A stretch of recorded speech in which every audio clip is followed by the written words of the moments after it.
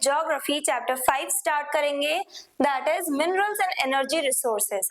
अब दोबारा हम कुछ नए रिसोर्सेज के बारे में जानेंगे, समझेंगे। जैसे हम वाटर रिसोर्सेज देखते हुए आए हैं, ऐसे ही हम और भी दूसरे रिसोर्सेज के बारे में जानेंगे। डिफरेंट टाइप के रिसोर्सेज पाए जाते हैं अर्थ क्रस्ट में, ओर्स के फॉर्म में, जिन्हें हम मिनरल्स भी कहते हैं। तो ये मिनरल्स और एनर्जी रिसोर्सेज, इनके इंपॉर्टेंस के बारे में, इनके बारे में हम इन डिटेल इस पूरे चैप्टर में पढ़ेंगे। और हमारी पहली वीडियो इंट्रोडक्टरी वीडियो होगी इस चैप्टर की। तो आज हम इस चैप्टर का ओवरव्यू डिस्कस करेंगे, ओवरव्यू देखेंगे कि पूरे चैप्टर में हम पढ़ने क्या वाले हैं। Minerals are natural substances found in the earth's crust.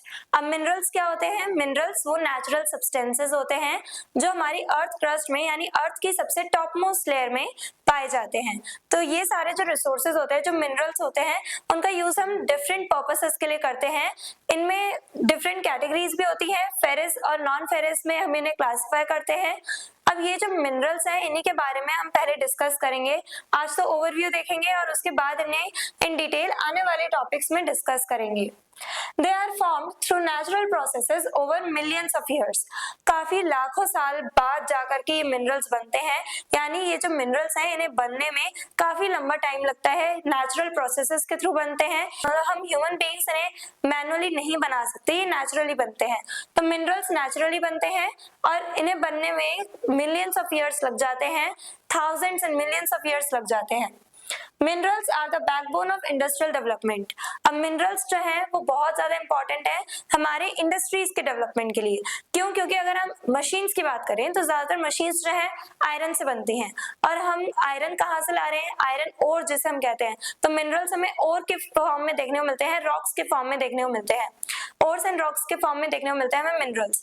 तो ये जो मिनरल्स हैं, जो ओर हम निकाल रहे हैं अर्थ क्रस्ट में से, जैसे आयरन ओर निकाल रहे हैं, हम आयरन ओर हम एक्सट्रैक्ट कर रहे हैं अर्थ से, फिर उस आयरन ओर उसमें से सारी इंप्योरिटीज को हटा करके, इंप्योरिटीज रिमूव करके हम लोग उसमें से आयरन को एक्सट्रैक्ट करते हैं।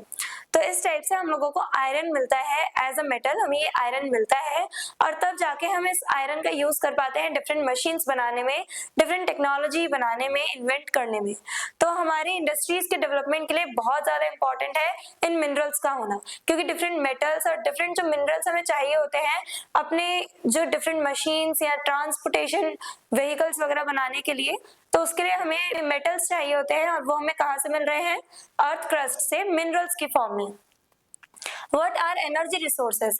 अब मिनरल्स क्या है वो हमने देखा। अब एनर्जी रिसोर्सेज किन्हें कहते हैं? Energy resources are sources that provide power and energy. Energy resources नाम से पता चल रहा है वो सारे रिसोर्सेज जिनसे एनर्जी मिलती है। एनर्जी के जो सोर्सेज है उन्हें कहा जाएगा एनर्जी रिसोर्सेज। एग्जाम्पल कोल, पेट्रोलियम, इसमें इलेक्ट्रिसिटी भी आ जाएगी। ये जो कोल है, पेट्रोल है, इसमें हम इलेक्ट्रिसिटी भी देख सकते हैं। तो ये डिफरेंट टाइप के हमारे एनर्जी रिसोर्सेज हैं। इलेक्ट्रिसिटी अगर नहीं होगी, बिजली नहीं होगी, तो हम लोग डिफरेंट मशीन्स का यूज ही नहीं कर पाएंगे। यानी कि इलेक्ट्रिसिटी का होना बहुत ज्यादा इंपॉर्टेंट है, क्योंकि इलेक्ट्रिसिटी से ही सारे जो इक्विपमेंट्स हैं उनको पावर मिलती है, एनर्जी मिलती है। तो वो सारे रिसोर्सेज जो हमें पावर दे रहे हैं, एनर्जी दे रहे हैं, हमें नहीं, हमारे मशीन्स को ऑपरेट करने के लिए बहुत ज्यादा यूजफुल है। तो वो सारे रिसोर्सेज कहलाए जाएंगे एनर्जी रिसोर्सेज, जिनसे हमें एनर्जी मिल रही है, जिससे हम मशीन्स को ऑपरेट कर पाते हैं। Why energy resources are important? अब ये एनर्जी रिसोर्सेज इंपॉर्टेंट क्यों हैं? They run machines, transport and technology, क्योंकि इन्हीं की वजह से मशीन्स चल रही हैं, व्हीकल्स हमारी चल पा रही हैं, और हमारी टेक्नोलॉजी, जितने भी हम इन्वेंशंस कर रहे हैं, न्यू टेक्नोलॉजीज इन्वेंट कर रहे हैं, तो उसमें हमें इन सारे जो एनर्जी रिसोर्सेज है उनका बहुत इंपॉर्टेंट कॉन्ट्रीब्यूशन देखने को मिल रहा है, सिग्निफिकेंट कॉन्ट्रीब्यूशन देखने को मिल रहा है। The power economic development। और जब हमारी मशीन्स चल पाएंगी, जब हमारा डेवलपमेंट हो पाएगा, डिफरेंट टेक्नोलॉजीज जो है जब वो चल पाएंगी अच्छे से, वो ग्रो कर पाएंगे, तब जाके हम इकोनॉमिकली डेवलप करेंगे। तो जितने ज्यादा अच्छे हमारे पास एनर्जी रिसोर्सेज होंगे, जितने ज्यादा अमाउंट में एनर्जी रिसोर्सेज होंगे, उतना ही जल्दी हम लोग अपना इकोनॉमिक डेवलपमेंट कर पाएंगे। Both minerals and energy resources are exhaustible and non-renewable, so conservation is necessary।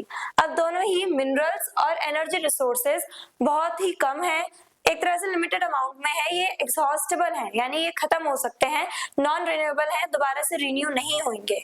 और अगर ये रिसोर्सेज दोबारा से बनेंगे तो कम से कम ये मिलियंस ऑफ ईयर्स ले लेंगे, यानी कि हजारों लाखों साल लगेंगे इन रिसोर्सेज को दोबारा बनने में।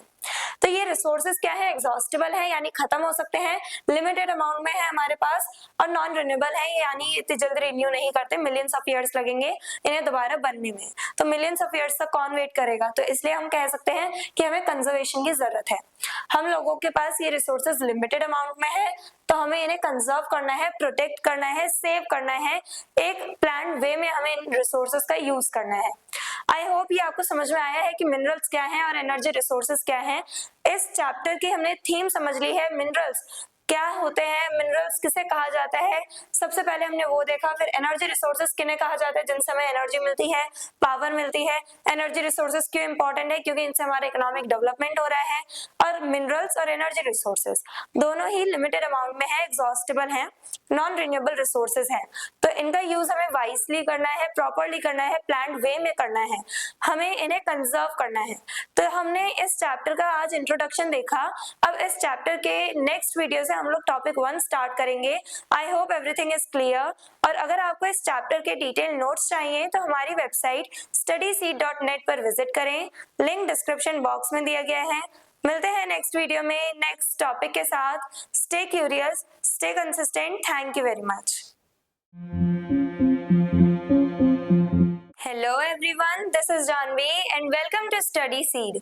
आज हम क्लास 10th ज्योग्राफी चैप्टर 5 का टॉपिक 1 पढ़ेंगे, that is classification of minerals.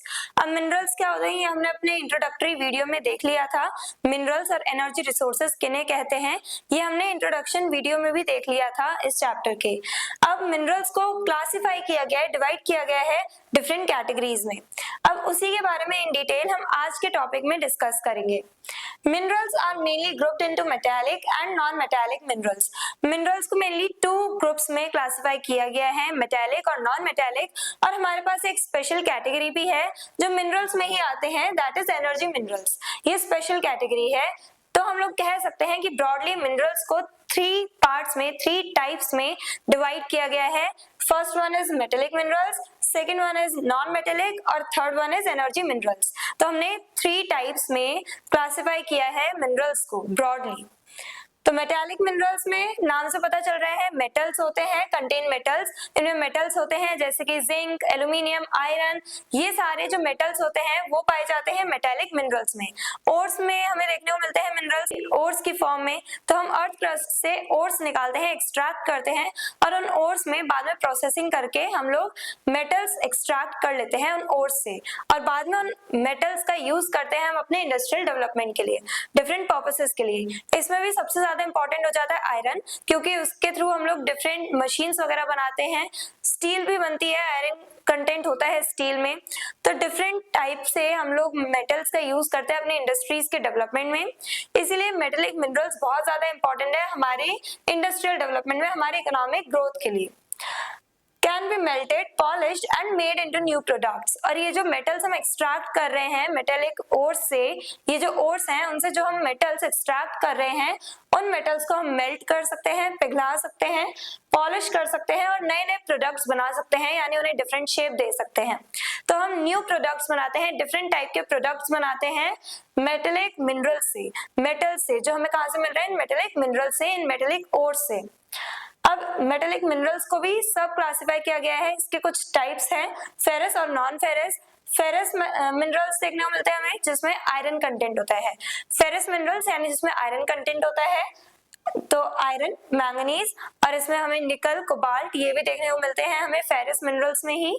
Non ferrous minerals, अब ये जो हम लोग साइंस में जो हमारी पूरी टेबल होती है उसमें देखते हैं कैसे लिखा जाता है, आयरन को किस टाइप से लिखा जाता है, Fe।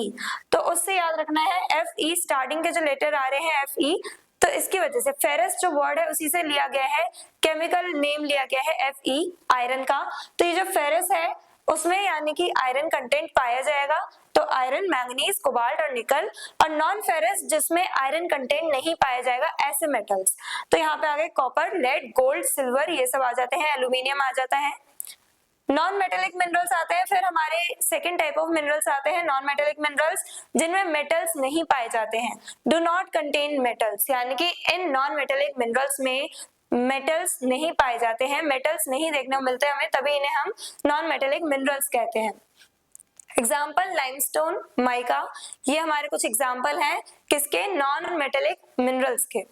अब third one is energy minerals. अब एनर्जी मिनरल्स जो है इन्हें हम एटॉमिक मिनरल्स भी कहते हैं, एटॉमिक एनर्जी मिनरल्स। क्यों कहते हैं? Because they provide nuclear energy. Nuclear energy हमें मिलती है इन रिसोर्सेज से, इन मिनरल्स के through.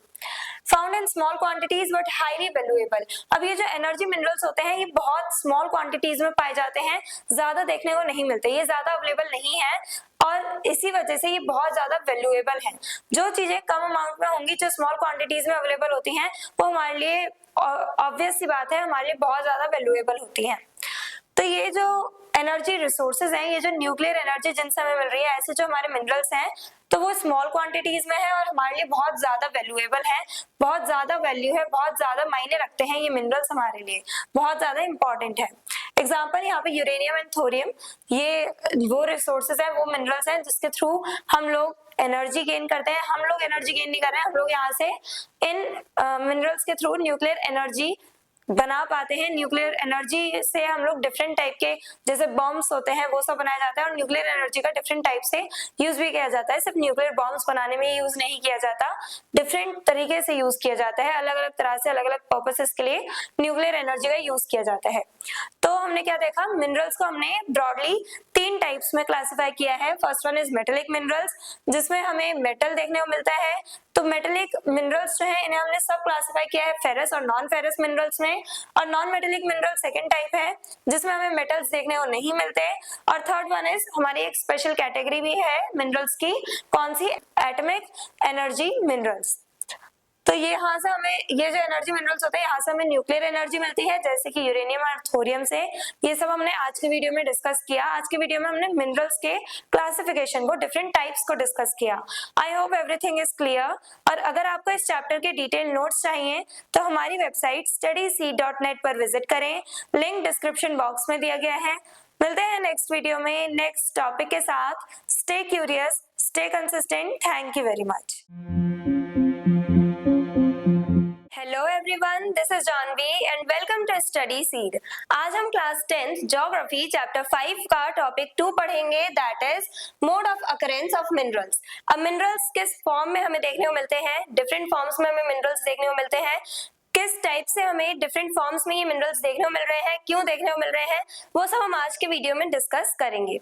Minerals occur in different forms depending on geological processes. अब मिनरल्स हमें अलग अलग फॉर्म्स में देखने को मिलते हैं, ओर्स के फॉर्म में, हमें रॉक्स के फॉर्म में मिनरल्स देखने को मिल रहे हैं। डिफरेंट जगह पे, डिफरेंट प्लेसेस पे हमें जो मिनरल्स हैं वो देखने को मिलते हैं। डिपेंड करता है कि किस टाइप के प्रोसेसेस का यूज हुआ है, किस टाइप के जियोलॉजिकल प्रोसेसेस से ये मिनरल्स गुजरे हैं, यानी कि किस टाइप के प्रोसेसेस के थ्रू ये मिनरल्स बने हैं, उसी पर डिपेंड करता है कि ये मिनरल्स हमें किस फॉर्म में देखने को मिलेंगे। सबसे पहले आते हैं इग्नियस और मेटामॉर्फिक रॉक्स। ये वो रॉक्स होती हैं जो मैग्मा के ठंडे होने से बनती हैं, यानी कि जब लावा जमीन के अंदर से, अर्थ क्रस्ट में से जब लावा ऊपर आता है, जिसे हम मैग्मा कहते हैं, तो जब वो मैग्मा कूल डाउन हो जाता है, उसके बाद उसके कूल डाउन होने से जो रॉक्स बनती हैं वो होती है इग्नियस और metamorphic rocks. Minerals occur in cracks of rocks. अब रॉक्स जो होती है उनमें जो दरारें आ जाती है, जो क्रैक्स आ जाते हैं, उसमें हमें मिनरल्स देखने को मिलते हैं। कुछ जो मैग्मा है वो इन रॉक्स में जो क्रैक्स डेवलप हो जाती हैं, जो इग्नियस और मेटामॉर्फिक रॉक्स बनती हैं, तो उनके बीच में जो क्रैक्स डेवलप हो जाते हैं, तो उन क्रैक्स में हमें मिनरल्स देखने को मिलते हैं इन लावा की वजह से। लावा की वजह से भी डिफरेंट जो मिनरल्स हैं वो हमें देखने को मिलते हैं इन रॉक्स में। क्यों? क्योंकि जब लावा बाहर आता है अर्थ क्रस्ट में से, तो अपने साथ डिफरेंट मिनरल्स को साथ लेकर के आता है, तो वो सारे जो मिनरल्स हैं वो हमें देखने को मिलते हैं इन इग्नियस और मेटामॉर्फिक रॉक्स में। स्पेशली इनमें जो क्रैक्स डेवलप हो जाते हैं, उन क्रैक्स में हमें ये मिनरल्स देखने को मिलते हैं मेनली, क्योंकि वहीं पे आके ये सारे मिनरल्स डिपॉजिट हो जाते हैं, कलेक्ट हो जाते हैं। These cracks fill with minerals deposited by cooling magma। अब ये जो क्रैक्स जो बनते हैं उनमें मिनरल्स आके कलेक्ट हो जाते हैं, मिनरल्स भर जाते हैं उन क्रैक्स में। कैसे आते हैं ये मिनरल्स? जब मैग्मा ठंडा हो जाता है, मैग्मा ठंडा हो जाता है तो मैग्मा जो अपने साथ मिनरल्स लेकर के आया था, वो मिनरल्स हम लोगों को यहाँ पे देखने को मिलते हैं इन क्रैक्स में। अब जो इग्नियस और मेटामॉर्फिक रॉक्स होती हैं उसमें जो हमें मिनरल्स देखने को मिलते हैं वो वेन्स और लोड्स, इन दोनों में देखने को मिलते हैं, इन दोनों फॉर्म्स में देखने को मिलते हैं। वेन्स यानी स्मॉल डिपॉजिट्स, वेन्स हमें पता है नसों को कहा जाता है, तो वेन्स यानी जो बहुत पतली सी थिन जो हमारे क्रैक्स हैं उनमें जो मिनरल्स पाए जा रहे हैं वो कहलाए जाएंगे वेन्स। और लोड्स जो स्पेशली बड़े बड़े जो क्रैक्स हैं, जो थिकर क्रैक्स हैं उनमें जो हम लोगों को मिनरल्स देखने को मिल रहे हैं वो कहलाए जाएंगे लोड्स। तो वेन्स में हमें स्मॉल डिपॉजिट्स यानी थोड़े बहुत डिपॉजिट्स देखने को मिलेंगे मिनरल्स के, फॉर एग्जांपल टिन, कॉपर।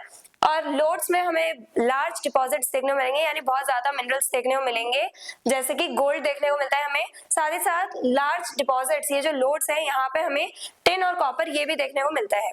तो इग्नियस और मेटामॉर्फिक रॉक्स में हमें मिनरल्स देखने को मिलते हैं। कैसे बनते हैं ये मिनरल्स, कैसे आते हैं? ये रॉक्स पहली बात बनते हैं मैग्मा से। अब मैग्मा जब अर्थ क्रस्ट से बाहर आता है तो अपने साथ डिफरेंट जो मिनरल्स हैं उन्हें लेकर के आता है। मैग्मा के ठंडे होने से इग्नियस रॉक्स बनते हैं और उनके रॉक्स के बनने के बाद जो क्रैक्स उनमें डेवलप होते हैं उन क्रैक्स में ये मिनरल्स पाए। देन इन सेडिमेंट्री रॉक्स, हमें सेडिमेंट्री रॉक्स में भी ये मिनरल्स देखने को मिलते हैं, formed by weathering, erosion, deposition and compression। अब सेडिमेंट्री रॉक्स में भी हम लोगों को देखने को मिलते हैं मिनरल्स। सेडिमेंट्री रॉक्स की पहले वेदरिंग होती है, यानी ये जो बड़े बड़े रॉक्स होते हैं वो स्मॉल पीसेस में टूटते हैं। जब ये फाइन पार्टिकल्स में कन्वर्ट हो जाते हैं तब इरोजन होता है, यानी विंड और वाटर के थ्रू इजीली ये जो सॉइल है, ये जो फाइन पार्टिकल्स है, ये मूव कर जाते हैं अपनी जगह से। और डिपोजिशन देखने को मिलता है। अब जो विंड है, जो वाटर है, जब उसका फ्लो, वाटर का फ्लो कम होगा, जब विंड का जो फ्लो है वो थोड़ा स्लो डाउन होगा, तब जो हेवियर पार्टिकल्स हैं, यानी कि ये जो फाइन पार्टिकल्स कैरी कर रही थी विंड और वाटर अपने साथ, उन्हें डिपॉजिट करना स्टार्ट करेंगे लैंड पे। वो सारे जो फाइन पार्टिकल्स कैरी कर रहे थे वाटर और विंड, वो सब डिपॉजिट होना शुरू करेंगे लैंड पर। और उसके बाद हमें कंप्रेशन देखने को मिलता है, यानी ऐसे ही डिफरेंट लेयर्स विंड और वाटर अपने साथ लेते हुए आते हैं। फिर काफी समय बाद जाके, मिलियंस ऑफ ईयर्स बाद जाकर के, ये जो प्रेशर क्रिएट हो रहा है, इतनी ज्यादा जो लेयर्स बन गई हैं सॉइल की, उनकी वजह से प्रेशर क्रिएट होता है, जिसकी वजह से नीचे वाली जो लेयर होती है वो ठोस हो जाती है, थोड़ी हार्ड हो जाती है। उनमें भी हमें मिनरल्स देखने को मिलते हैं। ये जो फाइन पार्टिकल्स होते हैं वो मिनरल्स के ही होते हैं। वो मिनरल्स होते हैं जिन्हें विंड कैरी करके ले जाती है अपने साथ, वाटर कैरी करके ले जाता है। एग्जांपल सेडिमेंट्री रॉक्स जो बन जाते हैं, जो हार्ड लेयर बन जाती है, तो उसमें हमें मेनली लाइमस्टोन और जिप्सम, ये दो तरह के हम लोगों को मेनली हमें ये दो तरह के जो मिनरल्स हैं वो देखने को मिलते हैं। Then as alluvial deposits minerals are fine, light and easy extract. अब एलुवियल डिपॉजिट्स, यहाँ पे भी हम यही देख रहे हैं, वाटर जो है, जब रनिंग वाटर के थ्रू जो भी ला करके मिनरल्स को, जो भी फाइन पार्टिकल्स को ला करके रिवर डिपॉजिट कर रही है, वो सब कहलाए जाएंगे एलुवियल डिपॉजिट्स। तो ये जो डिपॉजिट्स हैं, ये जो मिनरल्स होते हैं जिन्हें रिवर ला करके डिपॉजिट कर रही है अपने बॉर्डरिंग एरियाज पे, तो ये जो मिनरल्स होते हैं बहुत फाइन पार्टिकल्स होते हैं, यानी मिट्टी जो होती है, जो एलुवियल सॉइल हम लोग देखते हैं उसमें से भी हमें मिनरल्स मिल जाते हैं। कौन कैरी करके ला रहा है? वाटर। रनिंग वाटर के थ्रू इन मिनरल्स को कैरी करके लाया जाता है। फिर रिवर जो है अपने बॉर्डरिंग एरियाज में जो ये मिनरल्स हैं उन्हें डिपॉजिट कर देती है। ये मिनरल्स जो है बहुत फाइन पार्टिकल्स के होते हैं, बहुत लाइट होते हैं, हल्के होते हैं, साथ ही साथ इन्हें एक्सट्रैक्ट करना बहुत ज्यादा इजी होता है।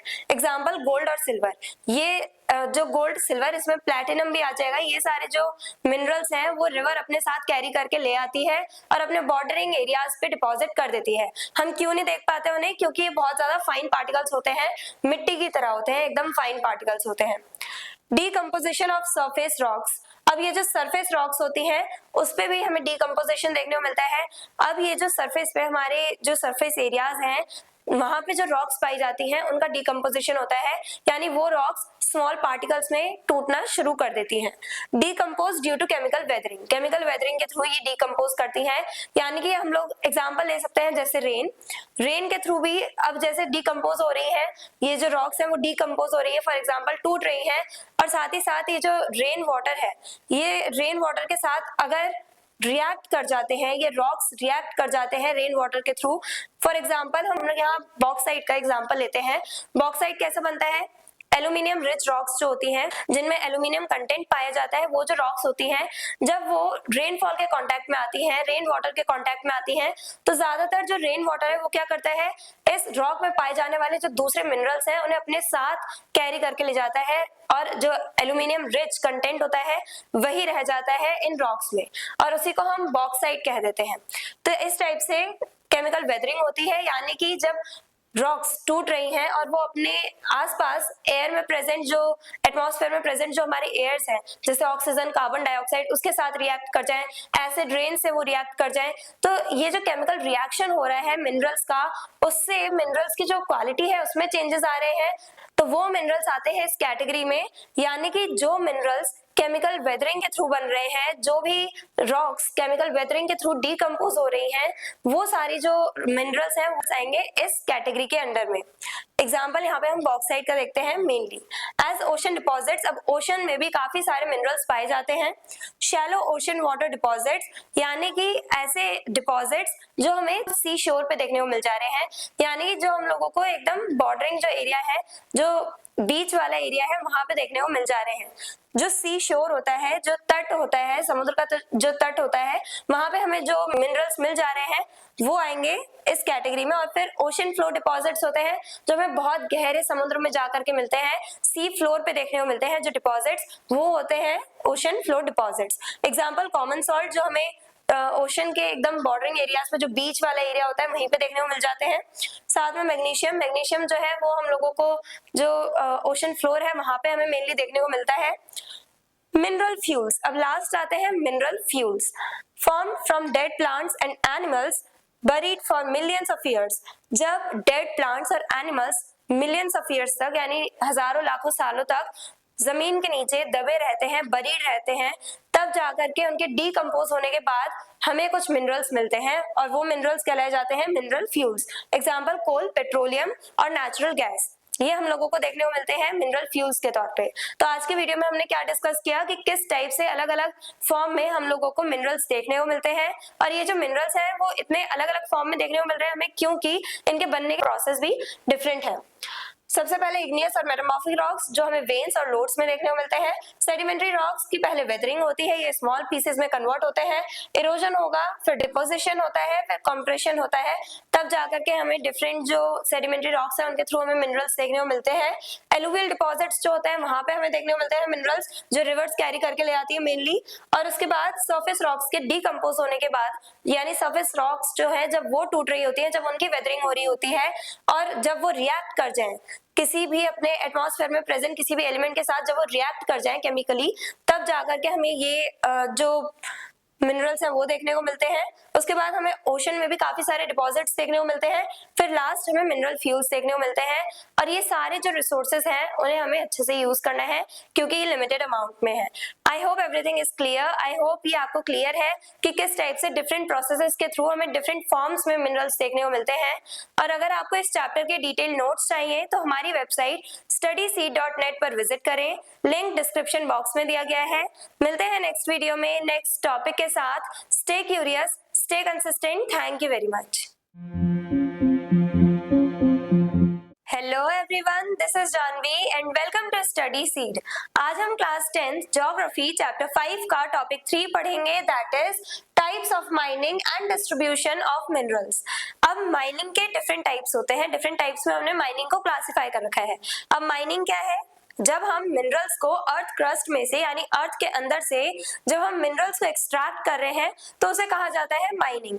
अब डिफरेंट टाइप्स हम माइनिंग करते हैं तो उसके बारे में डिस्कस करेंगे आज के वीडियो में, और साथ ही साथ ये देखेंगे कि अलग अलग टाइप के जो मिनरल्स होते हैं वो हमें कहाँ पे इंडिया में मेनली किन रीजन्स में देखने को मिलते हैं, वो सब हम आज के वीडियो में डिस्कस करेंगे, आज के वीडियो में जानेंगे।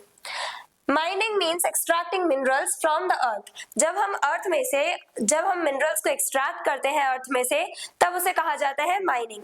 और माइनिंग डिफरेंट टाइप्स की होती है। First one is open cast mining. सबसे पहली होती है open cast mining, also called surface mining.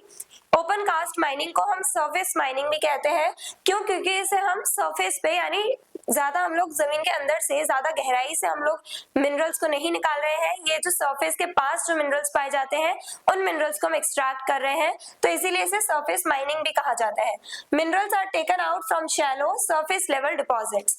जब हम शैलो यानी कि ज्यादा गहराई में नहीं जा रहे हैं, ज्यादा डीप नहीं जा रहे हैं अर्थ में, हम लोग ऊपर से जो मिनरल्स हैं उन्हें जब हम लोग एक्सट्रैक्ट कर रहे हैं तो उसे कहा जाएगा ओपन कास्ट या फिर सरफेस माइनिंग।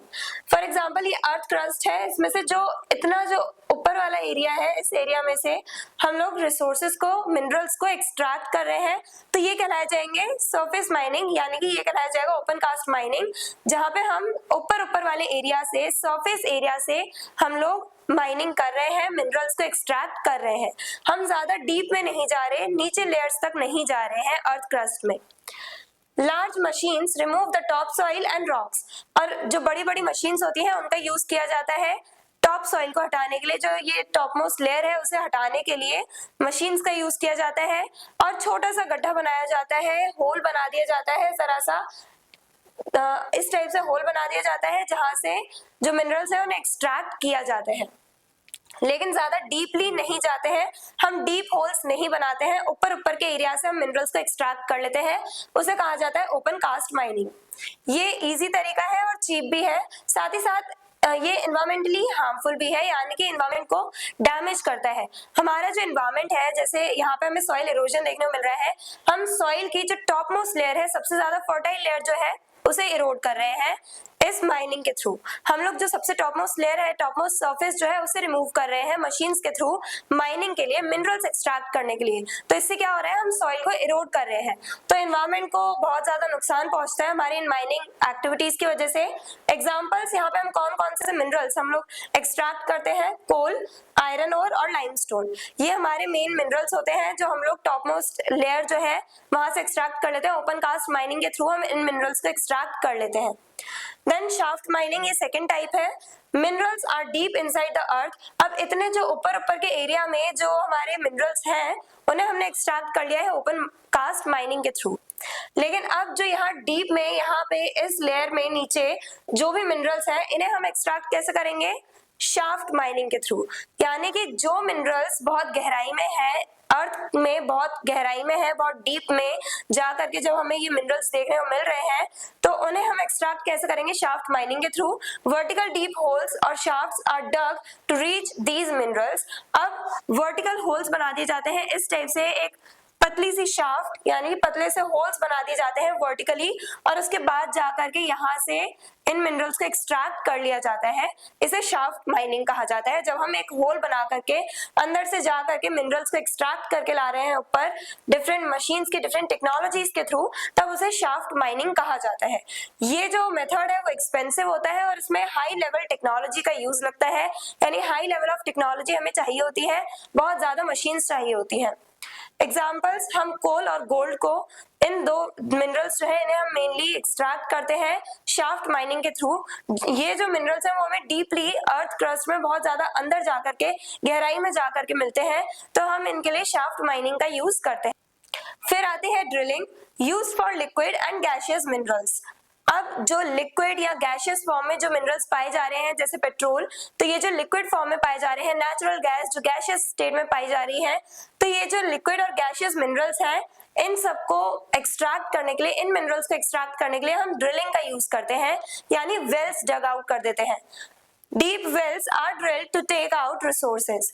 अब हम लोगों ने यहाँ पे पतले से होल्स बनाए हैं, वर्टिकल होल्स, शाफ्ट बनाई है हमने, शाफ्ट माइनिंग में पतले होल्स बनाए हैं, लेकिन हम लोग इन रिसोर्सेज को एक्सट्रैक्ट करने के लिए, जो लिक्विड और गैसियस स्टेट में जो हमारे मिनरल्स हैं इन्हें एक्सट्रैक्ट करने के लिए हम प्रॉपर वेल्स बना देते हैं, यानी कि थोड़े थिकर होल्स बनाते हैं, प्रॉपर वेल्स बनाते हैं, और उसके बाद ये जो मिनरल्स हैं पेट्रोलियम और नेचुरल गैस, इन्हें एक्सट्रैक्ट कर लिया जाता है पाइपलाइंस के थ्रू, इन्हें एक जगह से दूसरी जगह पहुंचाया भी जाता है पेट्रोलियम और नेचुरल गैस को।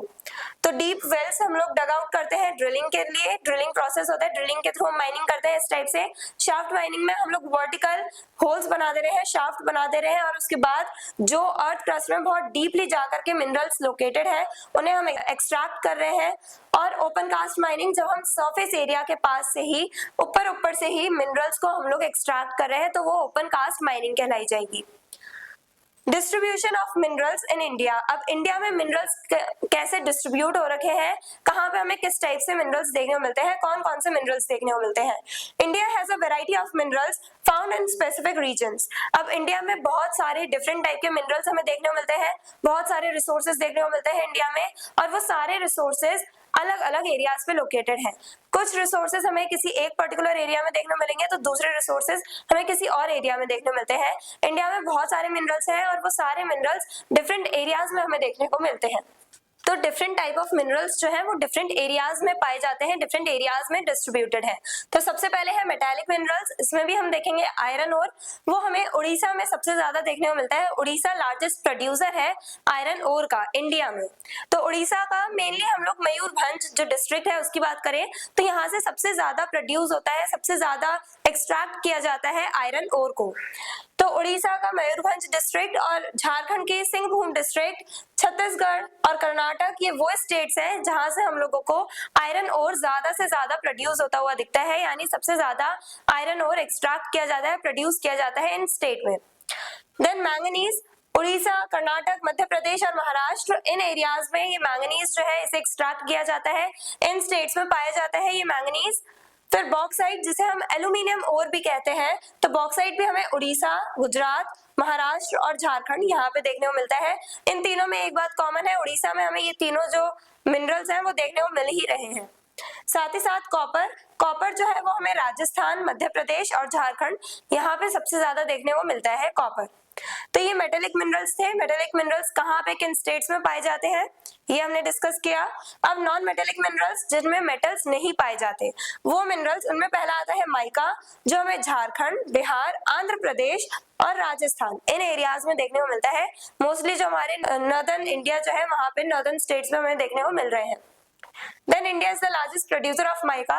पूरे वर्ल्ड में इंडिया जो है वो लार्जेस्ट प्रोड्यूसर है माइका का।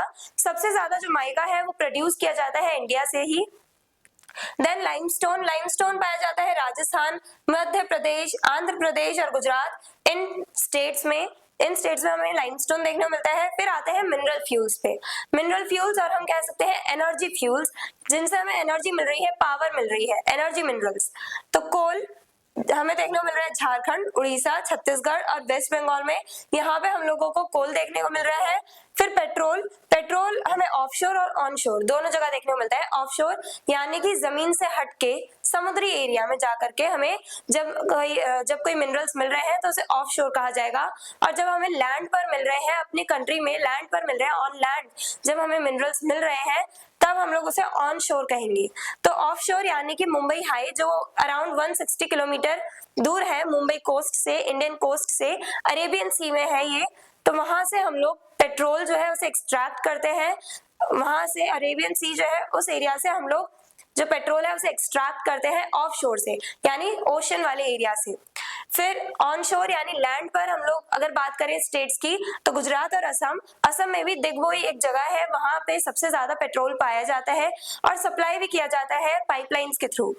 देन नेचुरल गैस, ये भी एक मिनरल फ्यूल है, इससे भी हमें पावर मिलती है, मशीन्स ऑपरेट कर पाते हैं हम।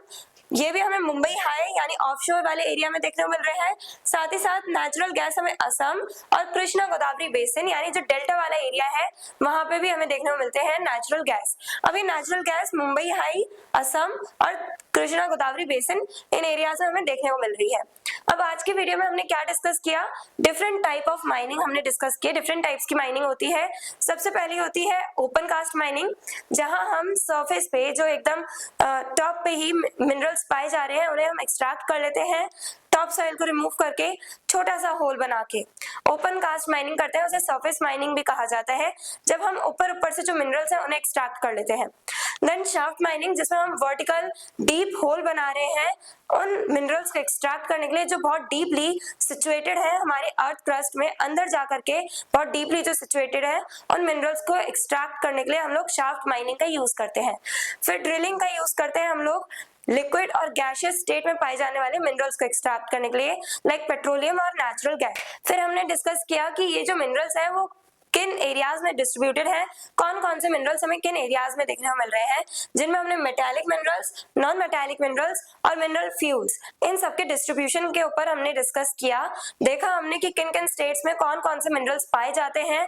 मोस्टली अगर हम देखें तो आयरन ओर जो है जो बहुत ज्यादा इंपॉर्टेंट भी है, तो आयरन ओर हमें सबसे ज्यादा उड़ीसा से देखने को मिल रहा है, उड़ीसा में प्रोड्यूस किया जाता है। साथ ही साथ मैंगनीज, ये इंपॉर्टेंट है स्टील प्रोडक्शन के लिए, स्टील बनाने के लिए मैंगनीज बहुत ज्यादा इंपॉर्टेंट है और वो हमें किन स्टेट्स में देखने को मिल रहा है ये सब हमने देखा। बॉक्साइट, एल्यूमिनियम और हमने देखा, कॉपर के बारे में हमने जाना। फिर माइका, माइका जो है नॉन मेटालिक मिनरल है और इंडिया इसका लार्जेस्ट प्रोड्यूसर है पूरे वर्ल्ड में। तो आज की वीडियो में हमने different types of mining discuss करी, साथ ही साथ मिनरल्स के डिस्ट्रीब्यूशन पे हमने डिस्कशन करी। I hope everything is clear.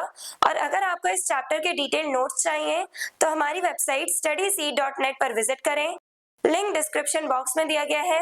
मिलते हैं नेक्स्ट वीडियो में नेक्स्ट टॉपिक के साथ। Stay curious, stay consistent. Thank you very much. Hello everyone, this is Janvi and welcome to Study Seed. आज हम क्लास 10 ज्योग्राफी चैप्टर 5 का टॉपिक 4 पढ़ेंगे, दैट इज फेरस मिनरल्स। हमने मेटेलिक मिनरल्स को भी क्लासिफाई कर रखा है, सब टाइप्स में हमने डिवाइड कर रखा है। पहले है फेरस मिनरल्स और दूसरे हैं नॉन फेरस मिनरल्स। तो फेरस मिनरल्स यानी कि जिनमें आयरन कंटेंट पाया जाता है, ऐसे मिनरल्स कहलाए जाते हैं फेरस मिनरल्स। उनके बारे में इन डिटेल हम आज के वीडियो में डिस्कस करेंगे और कुछ हम अपने फेरस मिनरल्स के बारे में इन डिटेल जानेंगे भी। 3 मेन अपने जो फेरस मिनरल्स हैं उनके बारे में हम डिस्कशन करेंगे। Ferrous minerals are those that contain iron. Ferrous minerals वो मिनरल्स होते हैं जिनमें आयरन कंटेंट पाया जाता है। They are very important for the development of a country. और ये जो फेरस मिनरल्स हैं वो हमारे कंट्री के डेवलपमेंट के लिए, या हम कह सकते हैं इंडस्ट्रियल डेवलपमेंट के लिए बहुत ज्यादा इंपॉर्टेंट है, क्योंकि मेनली जो आयरन एंड स्टील इंडस्ट्री होती है उसमें हम लोगों को सबसे ज्यादा यूज देखने को मिलता है फेरस मिनरल्स का। ये जो आयरन है ये बहुत ज्यादा इंपॉर्टेंट है। आयरन एंड स्टील इंडस्ट्री जब ग्रो कर पाती है तभी आयरन और स्टील इंडस्ट्रीज दूसरी जो इंडस्ट्रीज है उन्हें बेस प्रोवाइड कर पाती है, क्योंकि जितने भी मशीन्स बन रही हैं, जो भी टेक्नोलॉजी बन रही है, ऑटोमोबाइल्स, कुछ भी जो भी बन रहा है वो सब आयरन के थ्रू बन रहा है। उसमें हमें आयरन का यूज देखने को मिलता है, इसीलिए आयरन बहुत ज्यादा इंपॉर्टेंट हो जाता है हमारे इंडस्ट्रियल डेवलपमेंट के लिए। क्योंकि आयरन एंड स्टील इंडस्ट्री ये तो आयरन पर ही बेस्ड है प्रॉपरली, लेकिन जो दूसरी इंडस्ट्रीज है उनका काम क्यों चल पा रहा है? क्योंकि वो जो मशीन्स यूज कर रहे हैं वो मशीन्स उनके पास अवेलेबल है जो किससे बनी हुई है? आयरन से बनी हुई है। तो आयरन जो है वो बहुत ज्यादा इंपॉर्टेंट हो जाता है डेवलपमेंट के लिए। सबसे पहला है iron ore. Iron ore is the basic mineral used for making iron and steel. Iron ore जो है ये सबसे ज्यादा इंपॉर्टेंट है आयरन और स्टील बनाने के लिए, बेसिक मिनरल है। अब आयरन ओर और आयरन में क्या डिफरेंस है? आयरन यानी लोहा जो हम लोगों ने एक्सट्रैक्ट कर लिया है उसे कहा जाएगा आयरन, यानी प्योर जो आयरन है जिसमें सिर्फ आयरन कंटेंट है वो कहलाया जाएगा आयरन। और आयरन ओर यानी कि जो हमने रॉ आयरन एक्सट्रैक्ट किया है अर्थ क्रस्ट में से, जो हमने आयरन ओर निकाला है जिसमें सारी इंप्योरिटीज, सारी गंदगी अभी तक है, तो उससे कहा जाएगा आयरन ओर। और उसमें से सारी इंप्योरिटीज रिमूव करके जब हम सिर्फ आयरन कंटेंट निकाल लेते हैं तब उससे बनता है आयरन। तो आयरन और स्टील बनाने के लिए आयरन ओर बहुत ज्यादा इंपॉर्टेंट है। Types of iron ore in India. अब इंडिया में भी अलग अलग टाइप के आयरन ओर पाए जाते हैं। वैसे तो डिफरेंट टाइप के बहुत सारे आयरन ओर्स पाए जाते हैं पूरे वर्ल्ड में, लेकिन मेनली इंडिया में हमें हेमेटाइट और मैग्नेटाइट, ये दो टाइप के हमें देखने को मिलते हैं iron ores. Hematite high quality ore होता है, यानी कि अच्छी क्वालिटी का होता है, आयरन कंटेंट होता है इसमें काफी अच्छे अमाउंट में, रेड कलर का होता है, साथ ही साथ बहुत ज्यादा हाई कंटेंट होता है आयरन का, आयरन कंटेंट बहुत ज्यादा अवेलेबल होता है। तभी हम कहते हैं कि हेमेटाइट जो है उसकी क्वालिटी अच्छी है, हाई क्वालिटी ओर है ये। क्यों? क्योंकि इसमें आयरन अच्छे अमाउंट में पाया जा रहा है। फिर मैग्नेटाइट, ये बेस्ट क्वालिटी आयरन ओर है। हेमेटाइट हाई क्वालिटी है, यानी अच्छी क्वालिटी का आयरन ओर है। लेकिन मैग्नेटाइट की बात करें तो ये सबसे बेस्ट क्वालिटी का आयरन ओर है मैग्नेटाइट। और साथ ही साथ मैग्नेटिक नेचर का होता है, ये मैग्नेटिक नेचर का होता है, यानी अट्रैक्ट कर लेता है आयरन पार्टिकल्स जो है अट्रैक्ट कर सकता है ये मैग्नेटाइट। तो मैग्नेटिक नेचर का होता है, साथ ही साथ बहुत ज्यादा ही हाई अमाउंट में इसमें आयरन पाया जाता है, हाई आयरन कंटेंट होता है। हेमेटाइट से भी ज्यादा हमें मैग्नेटाइट में हाई आयरन कंटेंट देखने को मिलता है। तो हेमेटाइट भी इंडिया में पाया जाता है, मैग्नेटाइट भी पाया जाता है। मैग्नेटाइट बेस्ट क्वालिटी का आयरन ओर है और हेमेटाइट अच्छी क्वालिटी का आयरन ओर है, रेड कलर का है। इसमें भी ज्यादातर अमाउंट में हमें बहुत ज्यादा हाई अमाउंट में आयरन कंटेंट देखने को मिलता है। फिर रीजन्स कहाँ पे ये आयरन ओर पाए जाते हैं इंडिया में?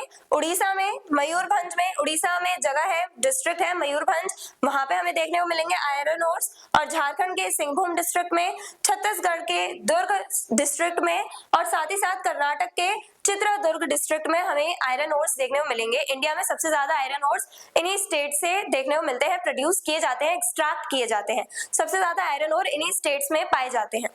फिर manganese. Manganese is used for making steel, manufacturing batteries and paints. अब मैंगनीज जो है ये भी एक फेरस मिनरल है, इसमें भी आयरन कंटेंट पाया जाता है। और मैंगनीज जो है इसका मेनली यूज किया जाता है स्टील बनाने के लिए। स्टील बनाने के लिए मैंगनीज का यूज किया जाता है, बैटरीज बनाने के लिए, पेंट्स बनाने के लिए हम मैंगनीज का यूज करते हैं। मैंगनीज से हम लोग यानी डिफरेंट टाइप की जो मटेरियल्स है वो बनाते हैं, स्टील बनाते हैं, बैटरीज बनाते हैं और पेंट्स बनाते हैं। Works as a hardening agent for steel. अब स्टील कितनी हार्ड होती है, तो उस स्टील को हार्ड कौन बनाते हैं? मैंगनीज। तो मैंगनीज जो है वो एक हार्डनिंग एजेंट के तौर पे काम करता है स्टील के लिए, यानी स्टील को उसकी हार्डनेस कौन प्रोवाइड करता है? मैंगनीज। और किन स्टेट्स में पाया जाता है ये मैंगनीज? उड़ीसा, कर्नाटक, महाराष्ट्र और मध्य प्रदेश। इन 4 स्टेट्स में मेनली हमें मैंगनीज देखने को मिलता है। मैंगनीज का प्रोडक्शन सबसे ज्यादा यहीं से होता है। मैंगनीज जो है, मैंगनीज ओर्स जो है वो हमें इन स्टेट्स में देखने को मिलता है सबसे ज्यादा। देन क्रोमाइट, इसे हम क्रोमियम ओर भी कहते हैं। तो क्रोमियम ओर जो है इसका यूज होता है स्टेनलेस स्टील में और अलॉयज बनाने के लिए। यानी हम जब डिफरेंट मेटल्स को ज्वाइन करके कोई थर्ड मेटल बनाते हैं, थर्ड कैटेगरी का, तो उसे कहा जाता है अलॉय। तो हम लोग स्टेनलेस स्टील बनाने के लिए यूज करते हैं क्रोमाइट का, साथ ही साथ अलॉयज बनाने के लिए भी यूज करते हैं क्रोमाइट का।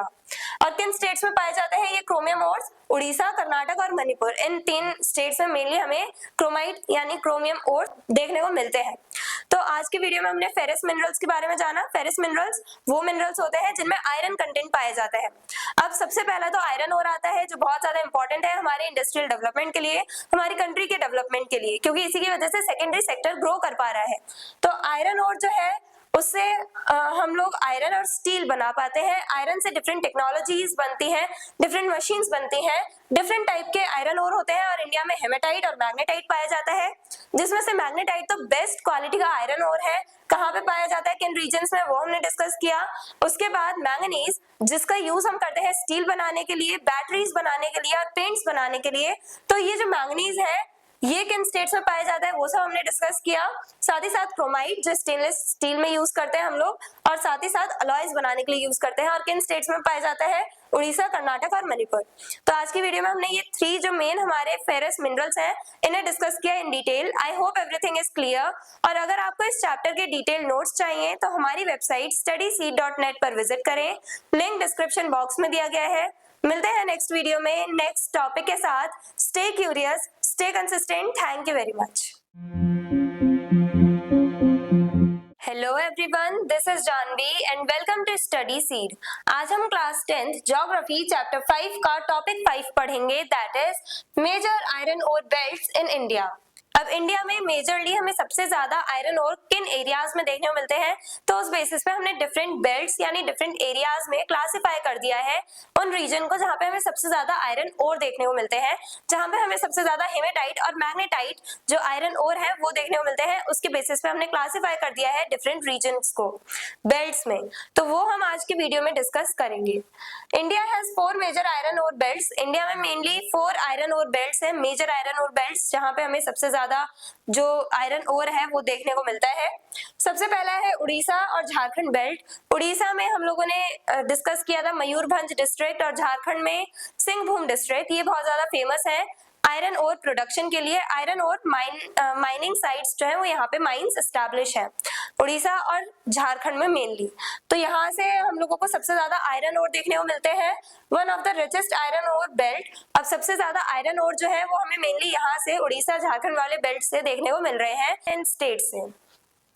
मोस्टली हेमेटाइट ओर एक्सट्रैक्ट कर रहे हैं हम। मैग्नेटाइट बेस्ट क्वालिटी का होता है, लेकिन हेमेटाइट भी हाई क्वालिटी का आयरन ओर है, वो हम एक्सट्रैक्ट कर रहे हैं उड़ीसा और झारखंड से। यहाँ पे मोस्टली हमें कौन सा ओर देखने को मिलता है? हेमेटाइट ओर, जो एक हाई क्वालिटी आयरन ओर है। कहाँ पे देखने को मिल रहा है? उड़ीसा और झारखंड वाले आयरन ओर बेल्ट में। फिर सेकंड बेल्ट है हमारी दुर्ग, बस्तर, चंद्रपुर बेल्ट। ये छत्तीसगढ़ और महाराष्ट्र में सिचुएटेड है। ये छत्तीसगढ़ और महाराष्ट्र इन एरियाज में लोकेटेड है, इन स्टेट्स में लोकेटेड है ये जगह। दुर्ग और बस्तर ये छत्तीसगढ़ में लोकेटेड है और चंद्रपुर महाराष्ट्र में लोकेटेड है। तो ये छत्तीसगढ़ और महाराष्ट्र इन एरियाज में हमें ये जो आयरन ओर है वो देखने को मिलते हैं। ये हमारी सेकेंड मेजर बेल्ट है। बेलादिला हिल्स जो मेनली कहाँ पे पाए जाते हैं, कहाँ पे है ये बेलादिला हिल्स? छत्तीसगढ़ में, बस्तर डिस्ट्रिक्ट में। तो Bailadila hills is known for high grade hematite. यहाँ पे हम लोगों को मेनली हेमेटाइट आयरन ओर देखने को मिलता है। हेमेटाइट आयरन ओर जो है उसको एक्सट्रैक्ट किया जाता है यहाँ बेलादिला हिल्स में से। यहाँ पे बेलादिला हिल्स जो है यहाँ पे मेनली हमें सबसे ज्यादा हेमेटाइट ओर्स देखने को मिलते हैं, और उसी के लिए इन हिल्स को जाना भी जाता है। Iron ore from Bailadila is exported to Japan and South Korea. अब यहाँ से जो आयरन ओर एक्सट्रैक्ट किया जा रहा है, जो हेमेटाइट ओर एक्सट्रैक्ट किया जा रहा है बेलादिला हिल्स से, उन ओर्स को हम एक्सट्रैक्ट करने के बाद एक्सपोर्ट भी कर रहे हैं, यानी कि बाहर के देशों में ले जाके सेल कर रहे हैं, एक्सपोर्ट कर रहे हैं, और हमारे कंट्री में फॉरेन इनकम भी आ रही है। कहाँ पे एक्सपोर्ट कर रहे हैं? जापान और साउथ कोरिया को। हम जापान और साउथ कोरिया को एक्सपोर्ट कर रहे हैं ये iron ores, hematite iron ores. फिर बेलरी, चित्रदुर्ग, चिकमगलुर, तुमकुर बेल्ट। अब ये जो बेल्ट है, ये सारे जो एरियाज हैं, बेलरी, चित्रदुर्ग, चिकमगलुर और तुमकुर, ये एरियाज हमें कर्नाटक में देखने को मिलते हैं। कर्नाटक में है ये सारे areas. Kudremukh mines in Chikmagalur are famous for magnetite ore. अब कुद्रेमुख माइंस जो है, ये माइनिंग साइट्स जो है, ये हम लोगों को कहाँ देखने को मिलती है? चिकमगलुर में। और ये ज्यादातर फेमस है मैग्नेटाइट ओर के लिए, यानी बेस्ट क्वालिटी का जो आयरन ओर होता है मैग्नेटाइट, उसके लिए ये जगह फेमस है। कुद्रेमुख माइंस जो कहाँ पे पाई जाती है? चिकमगलुर में। कहाँ पे है ये डिस्ट्रिक्ट? कर्नाटक में। तो यहाँ से हमें मैग्नेटाइट ओर्स का प्रोडक्शन देखने को मिलता है। देन फोर्थ बेल्ट आती है हमारी Maharashtra Goa belt. Mainly north Goa की बात कर रहे हैं हम, और रत्नागिरी जो महाराष्ट्र में है उसकी बात कर रहे हैं। इन एरिया से हमें सबसे ज्यादा ओर्स देखने को मिलते हैं। महाराष्ट्र और गोवा बेल्ट के एरिया की बात करें तो मेनली हमें नॉर्थ गोवा से और रत्नागिरी से हम लोगों को ओर्स देखने को मिलते हैं। इंफीरियर क्वालिटी के आयरन ओर होते हैं, हाई क्वालिटी के नहीं होते हैं। इंफीरियर क्वालिटी के, थोड़े बैड क्वालिटी के आयरन ओर्स होते हैं जिनमें उतना आयरन कंटेंट नहीं पाया जाता है। Major supplier of iron ore for export mainly through Marmagao port. अब ये जो महाराष्ट्र गोवा बेल्ट है, यहाँ से जो भी आयरन और एक्सट्रैक्ट किए जा रहे हैं उन्हें एक्सपोर्ट भी किया जाता है। इन एरिया से बहुत ज्यादा सप्लाई किया जाता है आयरन ओर्स एक्सपोर्ट करने के लिए। और एक्सपोर्ट कैसे किया जाता है? कौन से पोर्ट के थ्रू? मार्मागांव पोर्ट के थ्रू। मार्मागांव पोर्ट जो है उसके थ्रू हम लोग एक्सपोर्ट करते हैं।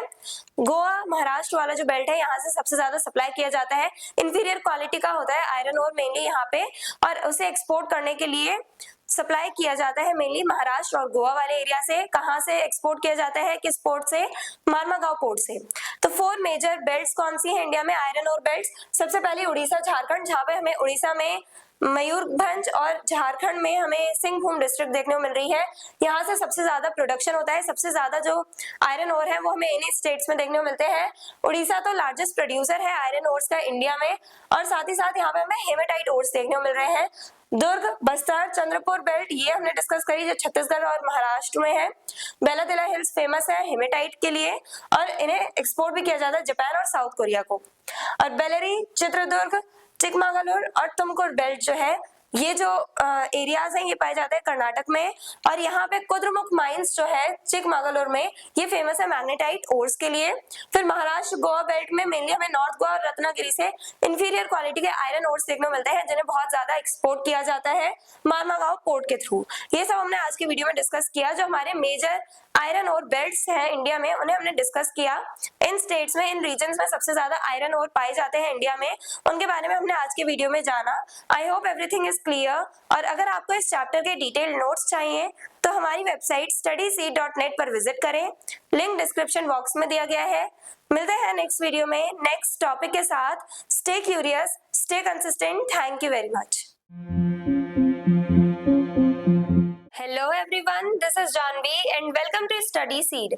आज हम क्लास 10th ज्योग्राफी चैप्टर 5 का टॉपिक 6 पढ़ेंगे, that is non ferrous minerals. अभी तक हम फेरस मिनरल्स के बारे में पढ़ के आए, यानी कि वो मिनरल्स जिनमें आयरन कंटेंट पाया जाता है। और इंडिया में कौन से 2 टाइप के आयरन ओर हमें देखने को मिलते हैं? हेमेटाइट और मैग्नेटाइट। तो ये सब हमने अभी तक की वीडियोस में जाना था। फेरस मिनरल्स के बारे में हम इन डिटेल डिस्कस करते हुए आ रहे थे, लेकिन अब आज के वीडियो में हम नॉन फेरस मिनरल्स के बारे में जानेंगे, यानी वो मिनरल्स जिनमें आयरन कंटेंट नहीं पाया जाता है। उन मिनरल्स के बारे में आज के वीडियो में हम डिस्कस करेंगे। Non-ferrous minerals are those which do not contain iron. Non-ferrous minerals वो मिनरल्स होते हैं जिनमें आयरन कंटेंट नहीं पाया जाता है। अब उनमें से पहला है copper, good conductor of heat and electricity. अब जो कॉपर है उससे हीट और इलेक्ट्रिसिटी इजीली पास हो जाती है, तो इसीलिए हम लोग मेनली जो वायर्स होती हैं उसमें, इलेक्ट्रिक वायर्स होती हैं उनमें हम मेनली कॉपर का यूज करते हैं। कॉपर की वायर्स बनवाते हैं इलेक्ट्रिकल अप्लायंसेस के लिए, हम लोग कॉपर का यूज करते हैं। तो कॉपर क्योंकि हीट और इलेक्ट्रिसिटी का गुड कंडक्टर है, इजीली हीट और इलेक्ट्रिसिटी इसके थ्रू पास हो जाती है, तो इस वजह से हम कॉपर का यूज डिफरेंट पर्पसेस से करते हैं। इलेक्ट्रिकल केबल्स बनाने के लिए करते हैं, कॉइन्स बनाने के लिए भी कॉपर का यूज किया जाता है, साथ ही साथ यूटेंसिल्स यानी बर्तन बनाने के लिए भी हम कॉपर का यूज करते हैं। Major copper mines in India. अब इंडिया में कौन सी मेन हमारी माइंस है, कॉपर माइंस? बालाघाट मध्य प्रदेश में जो बालाघाट है, ये हमारी बालाघाट में बहुत ज्यादा कॉपर माइंस हमें देखने को मिलती हैं। यहाँ से कॉपर बहुत ज्यादा एक्सट्रैक्ट किया जाता है। फिर झारखंड के सिंहभूम डिस्ट्रिक्ट से और खेतरी माइंस जो राजस्थान में पाई जाती हैं। ये 3 माइंस ऐसी हैं जहाँ सबसे ज्यादा कॉपर को एक्सट्रैक्ट किया जाता है इंडिया में। फिर बॉक्साइट, ये एल्यूमिनियम ओर है। बॉक्साइट ओर, पहली बात, एल्यूमिनियम ओर जो है ये बनता कैसे है, जब रॉक्स जो है, सरफेस रॉक्स जो है, जब वो केमिकली रिएक्ट कर जाते हैं, केमिकल वेदरिंग होती है उनकी, तब जाके बॉक्साइट बनता है। तो जब हम लोग ये देखते हैं, जैसे रेन होती है, रेनफॉल जब होती है, तब रेनफॉल की वजह से रेन वाटर के साथ साथ जो रॉक्स है उनमें पाए जाने वाले ज्यादातर मिनरल्स रेन वाटर के साथ कैरी करके ले जाती है, और बचता क्या है, एल्यूमिनियम कंटेंट, और वही कहलाया जाता है बॉक्साइट यानी aluminium ore. Used in aircraft, automobiles, containers, utensils and electrical industry. अब बॉक्साइट जो है यानी कि जो एल्यूमिनियम ओर है, उससे जो हम एल्यूमिनियम एक्सट्रैक्ट कर रहे हैं, तो उस एल्यूमिनियम का यूज हम कहाँ कर रहे हैं, एयरक्राफ्ट्स में करते हैं।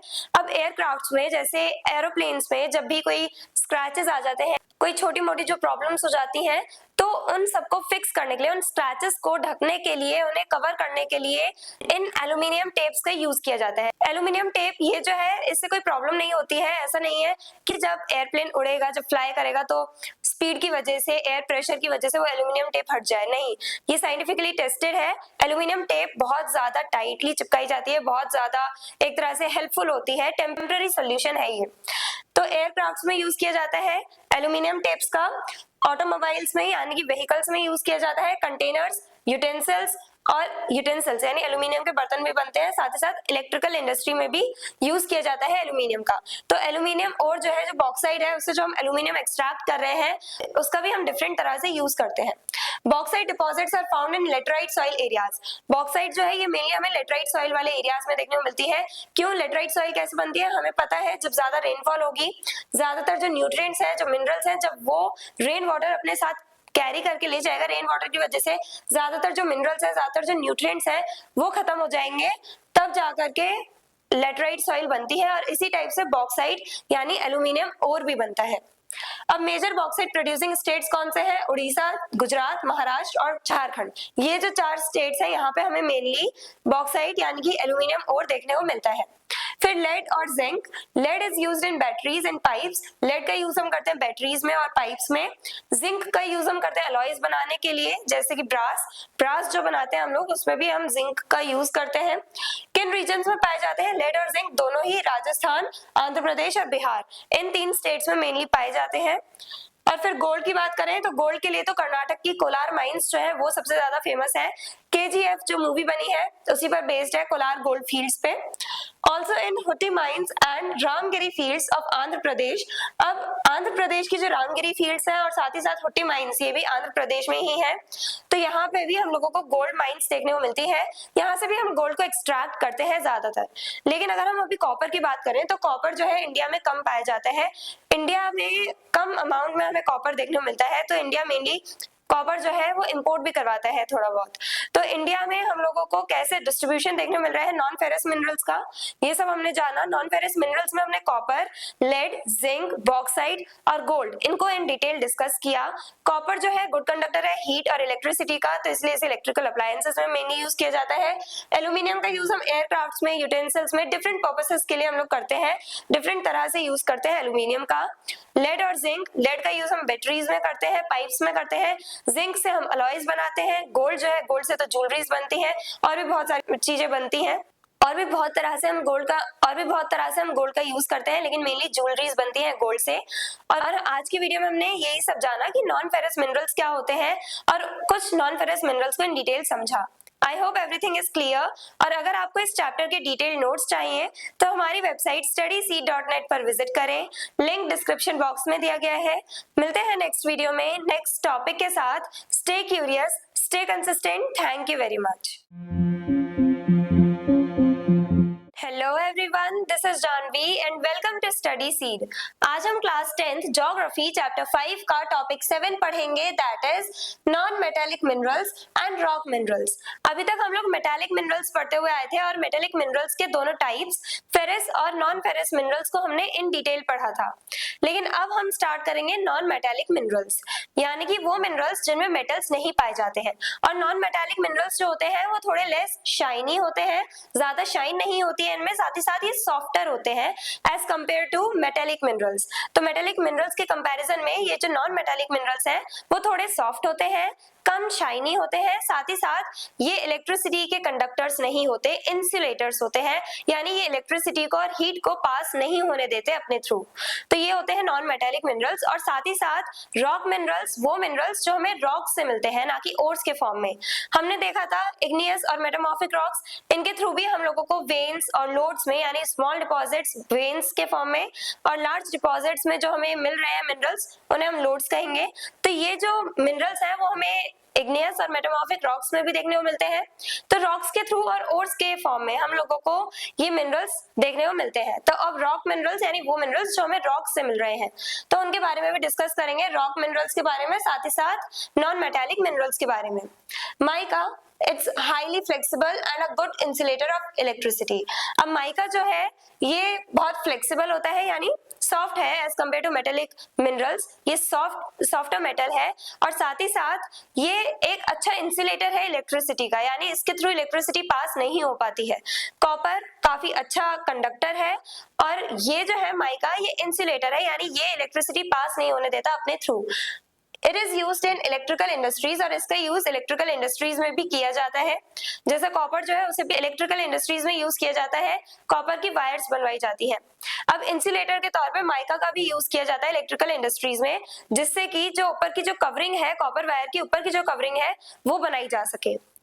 India is the largest producer of mica, और इंडिया जो है पूरे वर्ल्ड में सबसे ज्यादा माइका प्रोड्यूस करता है। सबसे ज्यादा जो माइका है वो इंडिया में देखने को मिलता है। इंडिया लार्जेस्ट प्रोड्यूसर है माइका का।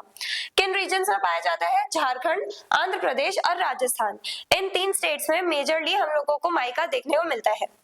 देन लाइमस्टोन, लाइमस्टोन एक रॉक मिनरल है, used in cement industry, iron and steel industries etcetera.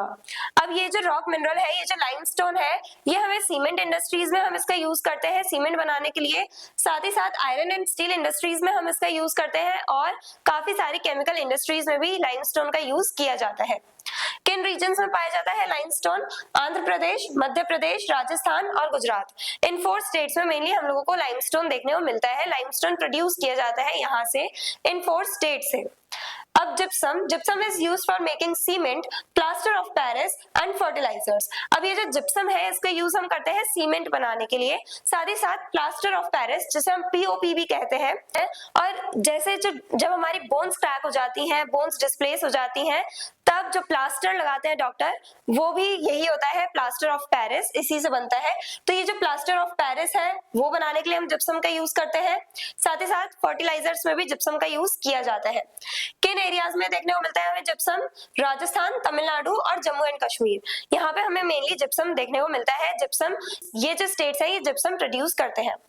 अब सॉल्ट, रॉक सॉल्ट होती है, ये अंडरग्राउंड डिपॉजिट्स, यानी कि रॉक सॉल्ट जो है वो हमें अंडरग्राउंड देखने को मिलते हैं, जमीन के नीचे जो डिपॉजिट्स इकट्ठे हो जाते हैं वो होती है रॉक सॉल्ट, और उसका यूज किया जाता है मेनली केमिकल इंडस्ट्रीज में। हम लोग अपने कंजम्पशन के लिए यूज नहीं करते, मेनली हम इसका यूज करते हैं केमिकल इंडस्ट्रीज में। फाउंड इन मांडी, हिमाचल प्रदेश। हिमाचल प्रदेश में जो मांडी, यहाँ पे जो साइट्स पाई जाती हैं, वहां पे ये हमें ज्यादातर देखने को मिलता है rock salt. Then sea salt is produced by evaporation of sea water. Sea salt तो हमें पता है, हम कंज्यूम भी करते हैं। नमक जो हम खाते हैं अपने घर में, कैसे बनता है? सी वाटर को इवेपोरेट करके। ओशन में जो वाटर पाया जाता है, जो सॉल्टी वाटर होता है ओशन का, उसको हम इवेपोरेट करते हैं, वाटर इवेपोरेट कर जाता है, बचता क्या है? सॉल्ट। उसका हम यूज करते हैं अपने कंजम्पशन के लिए। तो सी सॉल्ट इस टाइप से बनता है सी वाटर के इवेपोरेशन के बाद। मेजर स्टेट्स कहाँ पे हम लोगों को ज्यादातर सी सॉल्ट देखने को मिलता है? गुजरात, महाराष्ट्र और तमिलनाडु में। यहाँ पे हम मेजर स्टेट्स की बात कर रहे हैं। अब इंडिया की तो कोस्ट लाइन बहुत बड़ी है। इंडिया में कर्नाटक, केरला है, आंध्र प्रदेश है, उड़ीसा है, डिफरेंट स्टेट्स में हम लोग बनाते हैं सॉल्ट बनाते हैं, सी सॉल्ट बनाते हैं सी वाटर को इवेपोरेट करके। बहुत सारे ऐसे हमारे स्टेट्स हैं जहाँ पे सी वाटर को इवेपोरेट करके हम लोग सॉल्ट बनाते हैं। क्यों? क्योंकि इंडिया की कोस्ट लाइन बहुत बड़ी है, इंडिया के पास ओशनिक एरिया जो है वो बहुत ज्यादा है।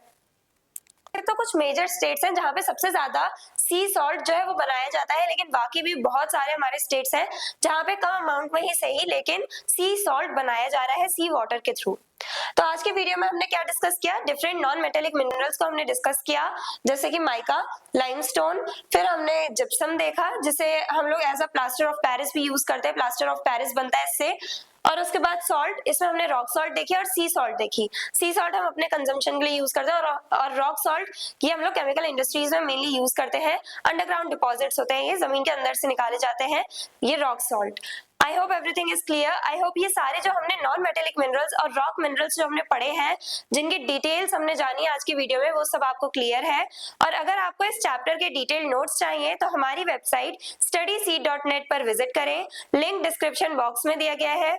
मिलते हैं नेक्स्ट वीडियो में नेक्स्ट टॉपिक के साथ। Stay curious, stay consistent. Thank you very much. Hello everyone, this is Janvi and welcome to Study seed.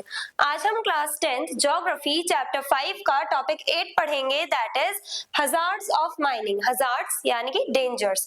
अब माइनिंग करते वक्त जो लोग माइनिंग करते हैं, जो माइंस पर, माइनिंग साइट्स पर काम करते हैं, उन वर्कर्स को कौन कौन से डेंजरस सिचुएशंस फेस करनी पड़ती हैं, किन किन डेंजर्स से होकर के उन्हें गुजरना पड़ता है, वो सब हम आज की वीडियो में डिस्कस करेंगे। Mining is important for minerals, but it also causes serious risks and dangers to both workers and the environment. अब माइनिंग बहुत ज्यादा इंपॉर्टेंट है। अगर हमें मिनरल्स चाहिए और अपने इंडस्ट्रियल डेवलपमेंट करवाना है तो उसके लिए माइनिंग बहुत ज्यादा इंपॉर्टेंट है, क्योंकि हम लोगों को मिनरल्स चाहिए होते हैं अपने डेवलपमेंट के लिए। तो माइनिंग बहुत ज्यादा इंपॉर्टेंट है, लेकिन माइनिंग की वजह से काफी सारे रिस्क या डेंजर्स फेस करते हैं हमारे वर्कर्स, और साथ ही साथ हमारे एनवायरमेंट पे भी इसका नेगेटिव इम्पैक्ट पड़ता है। एनवायरमेंट को भी बहुत सारी प्रॉब्लम्स फेस करने को मिलती है और हमारे वर्कर्स को भी। फिजिकल हजार्ड्स, सबसे पहले वर्कर्स की बात करें तो वर्कर्स को कौन कौन सी प्रॉब्लम्स फेस करने को मिलती है, कौन कौन से डेंजरस सिचुएशन से होकर के वर्कर्स गुजरते हैं। Poor ventilation in underground mines leads to breathing problems. अब जमीन के अंदर उतनी ऑक्सीजन अवेलेबल नहीं होती, उतनी एयर नहीं होती, तो पुअर वेंटिलेशन कंडीशंस होती है, उतनी एयर नहीं होती वहां पे, तो सांस लेने में दिक्कत आती है, ब्रीदिंग प्रॉब्लम्स हो जाती है वर्कर्स को, वर्कर्स ब्रीथ नहीं कर पाते सही से। अक्यूमुलेशन ऑफ टॉक्सिक गैसेस, अब टॉक्सिक गैसेस इकट्ठी हो जाती हैं, उनकी वजह से एक्सप्लोजन भी हो सकता है। कुछ जहरीली गैसेस यानी पॉइजनस गैसेस होती हैं जो कलेक्ट हो जाती है, और साथ ही साथ कुछ ऐसी गैसेस होती हैं जो एक्सप्लोड भी कर सकती हैं, एक्सप्लोजन्स भी हो सकते हैं, जमीन के अंदर एक्सप्लोजन्स भी हो सकते हैं। तो वो टॉक्सिक गैसेस मेनली मीथेन जो होती है, methane, carbon dioxide, carbon monoxide, sulphur dioxide, hydrogen sulphide, ये सारी वो गैसेस हैं जो अक्यूमुलेट हो जाती हैं, जो कलेक्ट हो जाती हैं, तो एक्सप्लोजन क्रिएट कर सकती है, एक्सप्लोजन कर सकती है अंडरग्राउंड में, अंडरग्राउंड माइंस में। और साथ ही साथ वर्कर्स जो है वो उन पॉइजनस गैसेस की वजह से उनकी डेथ भी हो सकती है। Mine collapse and flooding inside mines. अब माइंस में जो काम कर रहे हैं वर्कर्स जमीन के अंदर, हो सकता है कि माइंस जो है, अब क्योंकि हमने जो गड्ढा बनाया है, हो सकता है कि वहां से जो मिट्टी है, जो रॉक्स है, वो एकदम से स्लाइड कर जाए, और हो सकता है जो वर्कर्स नीचे काम कर रहे हैं वो वहां पे दब जाए, तो उसकी वजह से भी डेथ होती है। माइंस जो है वो कोलैप्स हो जाती है, यानी कि बंद हो जाती है अचानक से। अगर अर्थक्वेक आ गया फॉर एग्जांपल, अगर वर्कर्स अंदर काम कर रहे हैं माइंस में, साइट्स में, अंदर अंडरग्राउंड होकर के काम कर रहे हैं, और अगर अर्थक्वेक आ गया, कोई भी ऐसी प्रॉब्लम आ गई, तो लैंडस्लाइड्स हो जाती है। लैंडस्लाइड होगी तो वर्कर्स जो है वो वहीं पे दब जाते हैं जमीन के अंदर और उनकी डेथ हो जाती है। साथ ही साथ फ्लडिंग के चांसेस भी होते हैं, पानी भर जाता है कभी कभार उन गड्ढों में, तो इसकी वजह से काफी लोगों की डेथ होती है। Explosions due to methane, methane gas जो है, जो हमने डिस्कस करी, टॉक्सिक गैसेस में आती है, तो उसकी वजह से एक्सप्लोजन्स भी होते हैं अंडरग्राउंड माइंस में। Risk of falling rocks, rocks, चट्टाने जो है वो सब गिर जाती हैं, लोग जो है वो दब जाते हैं, बंद हो जाते हैं अंडरग्राउंड माइंस में, उन गड्ढों में बंद हो जाते हैं, और फिर वेंटिलेशन प्रॉब्लम्स की वजह से डेथ भी हो जाती है, सांस नहीं ले पाते। लॉन्ग वर्किंग आवर्स होते हैं, वर्कर्स जो है वो बिना रुके काम करते रहते हैं, बहुत समय तक काम करते हैं, टायरिंग होता है इनका। अब बहुत ज्यादा थक जाते हैं वर्कर्स, जब अपनी बॉडी को रेस्ट नहीं देंगे और लगातार काम करते रहेंगे, स्ट्रेसफुल वर्क करते रहेंगे, बॉडी को स्ट्रेस देते रहेंगे, तो उसकी वजह से भी बॉडी की जो हेल्थ है, जो हमारी हेल्थ है, वो खराब होती रहती है, खराब हो जाती है। अब एनवायरमेंटल हजार्ड्स कौन से हैं? सॉइल इरोजन और लॉस ऑफ बायोडाइवर्सिटी हमें देखने को मिलती है। सॉइल इरोजन कैसे हो रहा है? अब जब हम माइनिंग कर रहे हैं, माइनिंग साइट्स जो है हमारी, वहां पे हमने क्या किया है, जमीन में गड्ढा किया है, यानी कि सॉइल को इरोड किया है, लैंड को डिग्रेड किया है हमने, लैंड डिग्रेडेशन देखने को मिल रहा है। सॉइल की जो लेयर है, फर्टाइल लेयर जो है टॉप मोस्ट सॉइल, उसको हमने खराब कर दिया है, सॉइल इरोजन देखने को मिला है हमारी वजह से। साथ ही साथ लॉस ऑफ बायोडाइवर्सिटी। अब फॉर एग्जांपल हम फॉरेस्ट वाले एरिया में अगर मिनरल्स एक्सट्रैक्ट करने के लिए जा रहे हैं, तो फॉरेस्ट में हम पहले क्या करेंगे, ट्रीज को क्लियर करेंगे, जो फॉरेस्ट एरियाज है उन्हें क्लियर करेंगे, ट्रीज कट करेंगे, और छोटे मोटे एरिया से नहीं करे जाएंगे, बल्कि बहुत बड़े एरिया में से ट्रीज को गायब कर दिया जाएगा, ट्रीज को कट कर दिया जाएगा। तो इतना बड़ा जो लैंड है, इतना बड़ा जो पैच है फॉरेस्ट का, जब उसे क्लियर किया जाएगा तो उतने एरिया के जो प्लांट्स हैं उनको तो हमने कट कर दिया, साथ ही साथ जो एनिमल्स उस एरिया में रह रहे थे उन लोगों को भी मूव करना पड़ेगा, उन एनिमल्स को भी मूव करना पड़ता है। तो बायोडाइवर्सिटी यहाँ पे खत्म होती है, हमारी बायोडाइवर्सिटी का लॉस देखने को मिलता है। और अगर वो जानवर मूव कर रहे हैं, बाय चांस अगर वो इंसानों की नजर में आ जाते हैं, तो वैसे ही उनको हंट कर लिया जाता है। सोशल एंड इकोनॉमिक हजार्ड्स भी देखने को मिलते हैं। Displacement of local people. अब ट्राइबल पीपल की बात करें, हम फॉरेस्ट एरियाज को जब क्लियर करते हैं माइनिंग पर्पसेस के लिए, तो ट्राइबल पीपल जो है उन्हें मूव करना पड़ता है, डिस्प्लेस होना पड़ता है, अपनी जगह छोड़ के कहीं और जाना पड़ता है। और सिर्फ फॉरेस्ट एरियाज की बात नहीं कर रहे, अगर कहीं और भी रेजिडेंशियल एरिया में भी अगर माइनिंग साइट्स खोज ली जाती हैं, मिनरल्स एक्सट्रैक्ट करने होते हैं, तो वहां से भी लोगों को डिस्प्लेस कर दिया जाता है और उन्हें कंपनसेट भी सही से नहीं किया जाता। Loss of agricultural land. और इसकी वजह से क्या होता है, जहां पे एग्रीकल्चर हो रहा होता है, जहां पे हम फार्मिंग कर सकते हैं, अब क्योंकि उस लैंड को हमने डिग्रेड कर दिया है, सॉइल हमने इरोड कर दी है, तो उस लैंड पे अब हम फार्मिंग नहीं कर सकते। अब वो जो लैंड है वो फार्मिंग के लिए सुटेबल नहीं रहेगी, तो इसकी वजह से भी प्रॉब्लम्स होती हैं। अब सेफ्टी मेजर्स, हम कौन कौन से सेफ्टी मेजर्स ले सकते हैं, किस टाइप से हम इन सारे हजार्ड्स को, इन सारे डेंजर्स से हम लोग ओवरकम कर सकते हैं। यूज ऑफ प्रोटेक्टिव इक्विपमेंट्स, हम प्रोटेक्टिव इक्विपमेंट्स का यूज करें, लाइक जो वर्कर्स हैं उन लोगों के लिए हम प्रोटेक्टिव सूट्स बनाए, लाइक फायर रेजिस्टेंट सूट्स बनाए, जिससे कि अगर अंडरग्राउंड माइंस में आग लग जाती है तो उस फायर से जो वर्कर्स हैं वो बचे रहे। हम हेलमेट्स दें उन्हें, हेड लैम्प्स दें, जिसके थ्रू वो क्लियरली देख सके, ऑक्सीजन सिलेंडर्स दें जिससे कि वो सांस ले सके अंडरग्राउंड माइंस में भी। प्रॉपर वेंटिलेशन इन माइंस, अब माइंस में तो हम ऑक्सीजन नहीं भर सकते, उन होल्स में हम क्या करेंगे, ऑक्सीजन सिलेंडर्स प्रोवाइड कर सकते हैं वर्कर्स को। रेगुलर सेफ्टी चेक्स, अब हम लोग बार बार ये चेक करते रहा करें, रेगुलरली चेक करते रहा करें, कहीं माइंस में कोई दिक्कत तो नहीं आ रही है, कहीं लैंडस्लाइड के चांसेस तो नहीं है, और हमें इस चीज को लेकर भी अवेयर रहना चाहिए कि कहीं ऐसा तो नहीं है कि अर्थक्वेक आने वाला हो इस रीजन में। पहले से डिटेक्ट कर लिया जाता है अब तो हम लोगों को अपडेटेड रहना है कि कहीं कोई अर्थक्वेक या कहीं कोई ऐसी प्रॉब्लम तो नहीं आने वाली है, तब जाकर के हम वर्कर्स को फुल सिक्योरिटी के साथ अंडरग्राउंड माइंस में भेजें काम करने के लिए। साथ ही साथ हम और क्या कर सकते हैं, हम डॉक्टर्स को रख सकते हैं माइनिंग साइट्स पे, जिससे कि अगर कोई भी प्रॉब्लम होती है तो जो वर्कर्स हैं उन लोगों को इमीडिएटली ट्रीट करना स्टार्ट कर दिया जाए, तुरंत उन लोगों का ट्रीटमेंट शुरू कर दिया जाए। तो कुछ डॉक्टर्स को भी हम रख सकते हैं माइनिंग साइट्स पे, जिससे कि वर्कर्स जो है अगर उन्हें छोटी मोटी इंजरी हो जाती है, अगर कोई बड़ा हादसा भी हो जाए, तो वर्कर्स का ट्रीटमेंट जल्द से जल्द शुरू किया जा सके। तो आज की वीडियो में हमने क्या देखा, माइनिंग से काफी सारे डेंजर्स भी फेस करते हैं हमारे वर्कर्स, साथ ही साथ एनवायरमेंट पे भी इसका नेगेटिव इंपैक्ट देखने को मिलता है। फिजिकल हजार्ड्स, ये हमने देखे कि वर्कर्स को किस टाइप से डेंजरस सिचुएशन से होकर गुजरना पड़ता है, पुअर वेंटिलेशन, टॉक्सिक गैसेस, ये सारी वो प्रॉब्लम्स है जो वर्कर्स को फेस करनी पड़ती है। माइंस कोलैप्स हो जाती है, एक्सप्लोजन हो जाते हैं, लैंडस्लाइड्स हो जाती हैं, बहुत समय तक वर्कर्स को काम करना पड़ता है, टायरफुल वर्क होता है उनका, बहुत टायरिंग वर्किंग आवर्स होते हैं उनके। साथ ही साथ एनवायरमेंटल हजार्ड्स, हम सॉइल इरोड कर रहे हैं, बायोडाइवर्सिटी का लॉस हमें देखने को मिल रहा है, साथ ही साथ लैंड डिग्रेड कर रहे हैं हम, और पॉल्यूशन भी बढ़ा रहे हैं। अब ड्रिलिंग की जाती है, एक्सप्लोजन किए जाते हैं, तो उसकी वजह से क्या होगा, नॉइज पॉल्यूशन क्रिएट होगा। अब साथ ही साथ जो डस्ट है वो हवा में जब उड़ने लगती है, जब डस्ट जो है वो एयर में मिल जाती है तो एयर पॉल्यूशन होता है, तो इसकी वजह से पॉल्यूशन भी क्रिएट होता है। साथ ही साथ सोशल इकोनॉमिक हजार्ड्स भी क्रिएट होते हैं, लोकल पीपल को डिस्प्लेस होना पड़ता है, एग्रीकल्चरल लैंड की कमी देखने को मिलती है हमें। सेफ्टी मेजर्स कौन कौन से हम ले सकते हैं, प्रोटेक्टिव इक्विपमेंट्स प्रोवाइड करें वर्कर्स को, और साथ ही साथ वेंटिलेशन के लिए हम उन्हें प्रॉपर ऑक्सीजन सिलेंडर से सेफ्टी चेक्स करते रहे, हम लोग रेगुलरली चेक करते रहे कहीं कोई प्रॉब्लम तो नहीं है, और अपडेटेड रहना है हमें नेचुरल डिजास्टर्स को लेकर के। I hope everything is clear, और अगर आपको इस चैप्टर के डिटेल नोट्स चाहिए तो हमारी वेबसाइट studyseed.net पर विजिट करें, लिंक डिस्क्रिप्शन बॉक्स में दिया गया है। मिलते हैं नेक्स्ट वीडियो में नेक्स्ट टॉपिक के साथ। Stay curious, stay consistent, thank you very much. is Janvi and welcome to Study Seed। आज हम क्लास 10th ज्योग्राफी चैप्टर 5 का टॉपिक 9 पढ़ेंगे, that is conservation of minerals.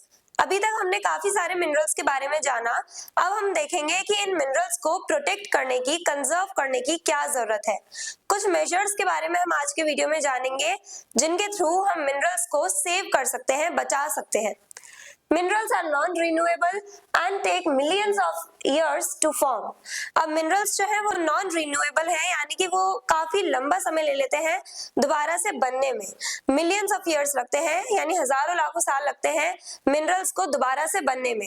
तो इसीलिए हमें क्या करना है, मिनरल्स को सेव करना है, बचाना है, जिससे कि हम इन फ्यूचर यानी हमारी जो फ्यूचर जनरेशंस हैं वो भी इन मिनरल्स का यूज कर सके। Therefore, they must be used wisely and conserved for the future। अब क्योंकि मिनरल्स लिमिटेड अमाउंट में है, इतनी जल्दी रिन्यू नहीं कर पाते हैं, तो हम लोगों को इन मिनरल्स को सेव करना है, कंजर्व करना है अपने फ्यूचर के लिए, जिससे कि फ्यूचर में भी हम इन मिनरल्स से अपना डेवलपमेंट कर सके। Methods of conservation of minerals. अब कौन कौन से मेथड्स हम ले सकते हैं, यानी कौन कौन से मेजर्स हम ले सकते हैं इन मिनरल्स को सेव करने के लिए, इन मिनरल्स को कंजर्व करने के लिए कौन से मेजर्स ले सकते हैं। Use improved mining technology to reduce loss of minerals. अब जब माइनिंग की जाती है तो माइनिंग के टाइम पे जब हम कोई प्रॉपर टेक्नोलॉजी का यूज नहीं करते हैं तो उसकी वजह से मिनरल्स जो है, काफी सारे ऐसे मिनरल्स होते हैं जिन्हें हम खराब कर देते हैं, या कह लो हम ओवर एक्सट्रैक्शन करते हैं मिनरल्स का। हम ओवरली बहुत ज्यादा ही मिनरल्स को एक्सट्रैक्ट करते हैं। सही टेक्नोलॉजी ना होने की वजह से सही से हम सारे मिनरल्स को एक्सट्रैक्ट नहीं कर पाते, सही से हम उन मिनरल्स को अर्थ से नहीं निकाल पाते। काफी सारी प्रॉब्लम्स आती हैं जिसकी वजह से हम लैंड को भी डिग्रेड कर देते हैं, लैंड को भी नुकसान पहुंचा रहे हैं, सॉइल इरोड कर रहे हैं। साथ ही साथ जिस काम के लिए हम ऐसा कर रहे हैं वो हमारा काम प्रॉपरली नहीं हो पाता। हम ओर्स जो है उन्हें तोड़ दे रहे हैं, मिनरल्स नुकसान पहुंचा दे रहे हैं। तो हम लोगों को क्या करना है, सही टेक्नोलॉजी का यूज करना है, अच्छे लेवल की टेक्नोलॉजी का यूज करना है। Reuse and recycle metals like copper, aluminium, iron etcetera. अब हम लोगों को मिनरल्स को रीयूज करना है, रिसाइकल करना है। हम लोग जो मिनरल्स हमारे पास, जो मेटल्स हमारे पास अवेलेबल हैं, जैसे कॉपर, एल्यूमिनियम, आयरन, ये जो मेटल्स है इनका हम रीयूज कर सकते हैं। इन्हें हम वेस्ट ना करें, इन मेटल्स का हम डिफरेंट पर्पसेस के लिए दोबारा से यूज कर सकते हैं। Industries should use mineral wisely. और इंडस्ट्रीज जो है, अब हमें पता है इंडस्ट्रियल डेवलपमेंट के लिए ही हम मिनरल्स को एक्सट्रैक्ट करते हैं। तो इंडस्ट्रीज क्या करती हैं, मिनरल्स के थ्रू डिफरेंट प्रोडक्ट्स बनाते हैं, डिफरेंट मशीन्स बनाती हैं इंडस्ट्रीज, और उन मशीन्स की ही वजह से हमारी पूरी कंट्री का डेवलपमेंट हो पाता है, क्योंकि हमारा सेकेंडरी सेक्टर ग्रो कर पा रहा है इन मशीन्स की वजह से। तो अब इंडस्ट्रीज जो है वो सही से यूज करें, प्लांट वे में यूज करें मिनरल्स का, तो हम लोग मिनरल्स को बचा सकते हैं। Replace scarce minerals with their alternatives. जो स्कार्स मिनरल्स हैं, यानी जो बहुत रेयरली पाए जाते हैं, हमें उन मिनरल्स को बचाना है। और कैसे बचा सकते हैं हम उनके अल्टरनेटिव्स का यूज कर सकते हैं, यानी उन मेटल्स के या उन मिनरल्स के प्लेस पे हम कोई दूसरा मिनरल, कोई दूसरा मेटल भी यूज कर सकते हैं। फॉर एग्जाम्पल कॉपर जो है, कॉपर एक अच्छा कंडक्टर है, किसका, हीट और इलेक्ट्रिसिटी का। तो इसलिए हम इसका यूज इलेक्ट्रिकल अप्लायंसेस में करते हैं, इलेक्ट्रिकल इंडस्ट्रीज में यूज किया जाता है कॉपर का। अब इलेक्ट्रिकल इंडस्ट्रीज जो है वो कॉपर की जगह एल्यूमिनियम का भी यूज कर सकती है, क्योंकि एल्यूमिनियम जो है वो भी गुड कंडक्टर है हीट एंड इलेक्ट्रिसिटी का। तो कॉपर की जगह हम एल्यूमिनियम का भी यूज कर सकते हैं। और हमें पता है कॉपर इंडिया में ज्यादा अमाउंट में नहीं पाया जाता है, इंडिया में बहुत स्कार्सली ही हमें कॉपर देखने को मिलता है, कुछ ही जगह पे देखने को मिलता है। तो हम लोग कॉपर की जगह एल्यूमिनियम का यूज कर सकते हैं। तो इस टाइप से हम मिनरल्स के ऑल्टरनेटिव्स फाइंड आउट कर सकते हैं कि अगर हम लोग कॉपर का यूज नहीं कर रहे तो कॉपर जो काम कर रहा है वो काम हम एल्यूमिनियम के थ्रू भी कर सकते हैं। तो हम लोग ऑल्टरनेटिव्स यानी उनके दूसरे ऑप्शंस ढूंढें। Restore mind areas through land reclamation. अब जिन एरियाज पे हमने माइनिंग करी है, अब उन एरियाज को हमने क्या किया है, होल बना दिया हमने जमीन में, तो सॉइल इरोड हो गई है, लैंड डिग्रेड हो गई है। हम लोग ज्यादातर क्या करते हैं, ज्यादातर जो माइनिंग साइट्स पे हम लोग होल्स बनाते हैं उन्हें ओपनली ही छोड़ दिया जाता है। माइंस को, मिनरल्स को एक्सट्रैक्ट करने के बाद उन होल्स को ओपनली छोड़ दिया जाता है, कवर नहीं किया जाता, जिसकी वजह से काफी सारी प्रॉब्लम्स आती हैं। उस लैंड का यूज ना एनिमल्स कर पाते हैं, ना एनिमल्स उस लैंड पे रह पाते हैं, ना ही हम लोग एग्रीकल्चरल पर्पसेस के लिए उस लैंड का यूज कर पाते हैं, तो वो लैंड एकदम वेस्ट चली जाती है, वेस्ट हो जाती है। तो हम लोगों को क्या करना है, जिन एरियाज पे हमने माइनिंग करी है उन एरियाज पे हम लोग पहले उन्हें कवर करें सॉइल से, उन होल्स को कवर करें, उसके बाद प्लांट्स जो है उन्हें भी रीप्लांट करें, ट्रीज लगाएं, प्लांट्स लगाएं, जिसकी वजह से जो ट्रीज हमने कट करे हैं, जो डिस्ट्रक्शन हमने क्रिएट किया था, उसकी रिकवरी हम कर सकें। जो हमने डिफॉरेस्टेशन किया है, अब उसको बैलेंस में लाने के लिए हम कुछ पेड़ लगा भी दें, कुछ प्लांट्स लगा भी दें, कुछ प्लांट्स हम प्लांट भी करें, प्लांट एंड ट्रीज को हम प्लांट करें, एफॉरेस्टेशन पे फोकस करें। इससे हम लोग एक बैलेंस बना सकते हैं अपने इकोसिस्टम में। तो हमने क्या देखा कि मिनरल्स जो है वो बहुत कम अमाउंट में पाए जाते हैं, लिमिटेड अमाउंट में है, और ये जो मिनरल्स है वो नॉन रिन्यूएबल है, यानी मिलियंस ऑफ ईयर्स लगते हैं इन्हें बनने में। तो हमें इन्हें कंजर्व करना है, सेव करना है। कौन कौन से मेथड्स का यूज कर सकते हैं हम लोग? ऑल्टरनेटिव्स फाइंड आउट कर सकते हैं। माइंड एरियाज जो है, यानी कि जहाँ पे हमने माइनिंग करी है उन एरियाज पे हम लोग उन होल्स को दोबारा से हम कवर कर सकते हैं। डिफॉरेस्टेशन जो हमने किया है, अब उसको बैलेंस करने के लिए हम एफॉरेस्टेशन कर सकते हैं। इम्प्रूव टेक्नोलॉजी का यूज करना है हमें, रीयूज कर सकते हैं काफी सारे मेटल्स का। इंडस्ट्रीज जो है वो सही से यूज करेंगे सभी मिनरल्स का, तो भी हम मिनरल्स को सेव कर सकते हैं for future generations. I hope ये सारे मेथड्स आपको क्लियर है कि किस टाइप से हम मिनरल्स को सेव कर सकते हैं, कंजर्व कर सकते हैं। और क्यों कंजर्व करना है? क्योंकि मिनरल्स लिमिटेड अमाउंट में है, और अगर हम लोग अपना डेवलपमेंट और ज्यादा करना चाहते हैं तो इन मिनरल्स की हमें जरूरत पड़ेगी आगे, इसलिए हमें इन मिनरल्स को सेव करना है, जिससे कि आगे भी हम अपना डेवलपमेंट कर सके। हमें सस्टेनेबल वे में डेवलपमेंट करना है, अपना सस्टेनेबल वे में यूज करना है हमें मिनरल्स का। I hope everything is clear. और अगर आपको इस चैप्टर के डिटेल नोट्स चाहिए तो हमारी वेबसाइट studyseed.net पर विजिट करें, लिंक डिस्क्रिप्शन बॉक्स में दिया गया है। मिलते हैं नेक्स्ट वीडियो में नेक्स्ट टॉपिक के साथ। Stay curious, stay consistent. Thank you very much. Hello everyone, this is Janvi and welcome to Study Seed. आज हम क्लास 10th ज्योग्राफी चैप्टर 5 का टॉपिक 10 पढ़ेंगे, दैट इज एनर्जी रिसोर्सेज। अब हम एनर्जी रिसोर्सेज के बारे में पढ़ेंगे। अभी तक जो हमारा चैप्टर था मिनरल्स एंड एनर्जी रिसोर्सेज, उसमें हमने मिनरल्स को जान लिया। अब हम एनर्जी रिसोर्सेज के बारे में पढ़ना स्टार्ट करेंगे। Energy is essential for industries, agriculture, transport etcetera. अब एनर्जी रिसोर्सेज जो है वो बहुत ज्यादा इंपॉर्टेंट है डिफरेंट पर्पसेस के लिए। जैसे इंडस्ट्रीज जो है, इंडस्ट्रीज में जितनी भी मशीन्स काम कर पा रही हैं वो क्यों कर पा रही हैं? क्योंकि उन्हें पावर मिल रही है, एनर्जी मिल रही है कुछ रिसोर्सेज की मदद से। वो रिसोर्सेज कौन से हैं? Energy resources. जिन रिसोर्सेज से हमें पावर मिल रही है, एनर्जी मिल रही है, वो रिसोर्सेज कहलाए जाएंगे एनर्जी रिसोर्सेज। ये बहुत ज्यादा हेल्पफुल है हमारे इंडस्ट्रीज में, क्योंकि मशीन्स इन एनर्जी की वजह से काम कर पा रही है। साथ ही साथ एग्रीकल्चर में हम देखते हैं डिफरेंट मशीन्स का हम यूज करने लगे हैं, ट्रैक्टर्स का यूज करने लगे हैं। तो ये जो ट्रैक्टर्स है वो क्यों चल पा रहे हैं? क्योंकि यहाँ भी हम लोगों को एनर्जी कहाँ से मिल रही है? एनर्जी रिसोर्सेज से। ट्रांसपोर्ट यानी जो व्हीकल्स हैं वो क्यों चल पा रहे हैं? क्योंकि उनमें एज अ फ्यूल पेट्रोल है।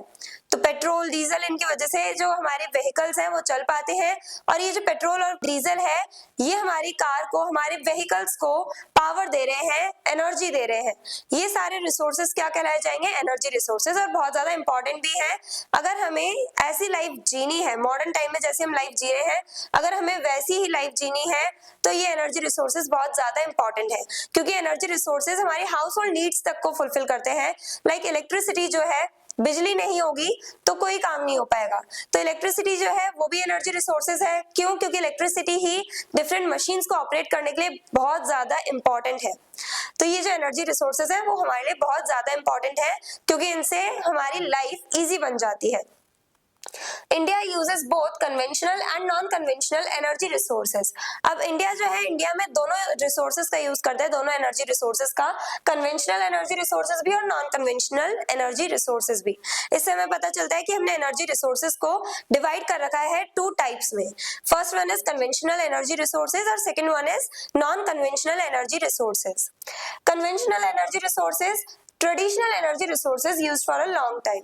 वो सारे रिसोर्सेज, वो सारे एनर्जी रिसोर्सेज जिनका हम बहुत लंबे समय से यूज करते हुए आ रहे हैं, जो हमें पुराने टाइम से देखने को मिल रहे हैं। ये जो इलेक्ट्रिसिटी है वो हम लोगों ने अभी मॉडर्न टाइम में ही डेवलप करी है, मॉडर्न टाइम में ही इलेक्ट्रिसिटी का आविष्कार किया गया था। लेकिन ये जो ट्रेडिशनल एनर्जीज है उनमें आ जाते हैं स्पेशली कोल, पेट्रोलियम, नेचुरल गैस। कोल का तो हम लोग बहुत पहले से ही यूज कर रहे हैं। तो ये हमारे ट्रेडिशनल वेज हैं, ट्रेडिशनल एनर्जी रिसोर्सेज हैं। Coal most abundant fossil fuel in India. तो coal as a fossil fuel है जो इंडिया में सबसे ज्यादा पाया जाता है। किन टाइप, अब कोल के भी अलग अलग टाइप्स होते हैं, जैसे एंथ्रासाइट, बिटुमिनस, लिग्नाइट एंड पेट। ये कोल के डिफरेंट टाइप्स हैं, डिफरेंट टाइप के कोल होते हैं, डिफरेंट वेराइटी के डिफरेंट टाइप के कोल होते हैं, और वो ये सारे हैं, ये डिफरेंट टाइप ऑफ कोल है। कोल के डिफरेंट टाइप्स, उनके नाम हैं। मेजर स्टेट्स कहाँ पे ये कोल हमें देखने को मिलता है इंडिया में? झारखंड, उड़ीसा, वेस्ट बंगाल और छत्तीसगढ़, ये 4 मेजर स्टेट्स हैं, यानी यहाँ पे सबसे ज्यादा हमें कोल देखने को मिलता है। और भी दूसरे एरियाज में हमें देखने को मिलता है कोल, लेकिन सबसे ज्यादा इन स्टेट्स में देखने को मिलता है। इन स्टेट्स में ज्यादातर कोल पाया जाता है। अब petroleum thick dark liquid from underground. अब ये बहुत थिक यानी गाढ़ा लिक्विड होता है, थोड़ा थोड़ा फ्लूइड टाइप का ये होता है इसका टेक्सचर। तो ये थिक लिक्विड होता है, डार्क कलर का होता है। जो पेट्रोल हम देखते हैं थोड़ा ब्राउनिश कलर का होता है, थोड़ा गोल्डन कलर का होता है। तो रियलिटी में ऐसा नहीं होता। जब पेट्रोल को एक्सट्रैक्ट किया जाता है, पेट्रोल को निकाला जाता है जमीन से, तब वो बहुत ज्यादा डार्क कलर का होता है। प्रॉपर्ली हम कह सकते हैं ब्लैक कलर का होता है लगभग, और थोड़ा थिक होता है। और जब हम उसकी प्रोसेसिंग करते हैं, सारी इंप्योरिटीज हटा देते हैं, तब जाके पेट्रोल उस टाइप का बनता है। उसका कलर जो है थोड़ा लाइट हो जाता है, थोड़ा ब्राउनिश कलर का हो जाता है। साथ ही साथ ये उतना थिकर भी नहीं रहता है इंप्योरिटीज रिमूव करने के बाद।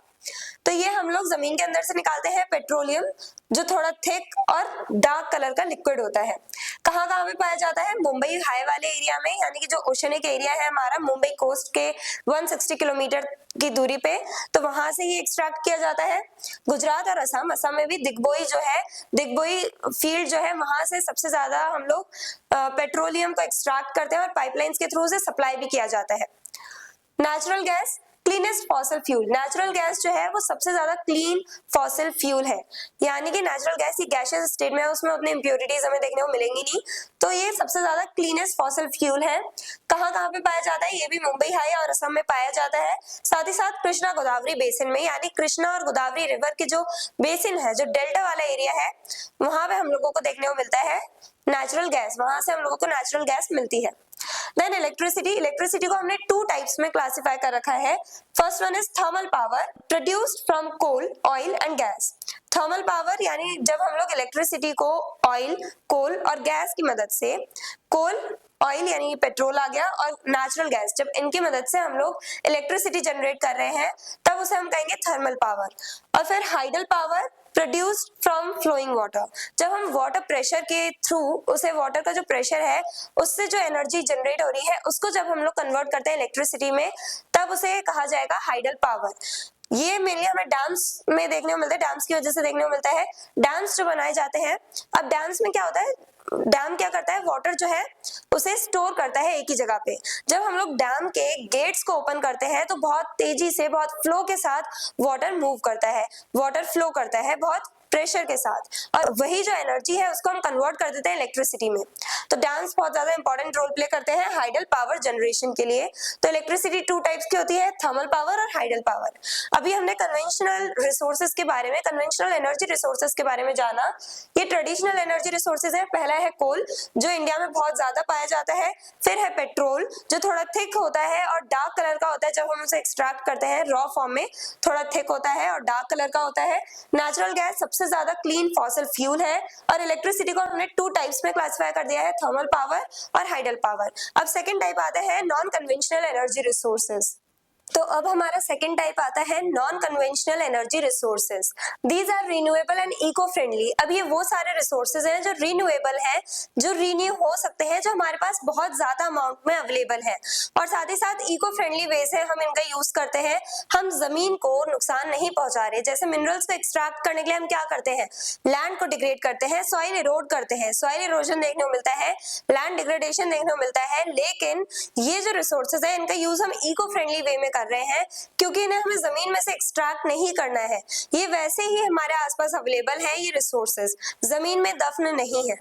तो सबसे पहले आती है solar energy, use of solar panels. अब सोलर एनर्जी जो है, इसका यूज हम कैसे करते हैं, जो सन से आ रही जो लाइट है, उस सनलाइट को हम लोग कन्वर्ट कर देते हैं एनर्जी में।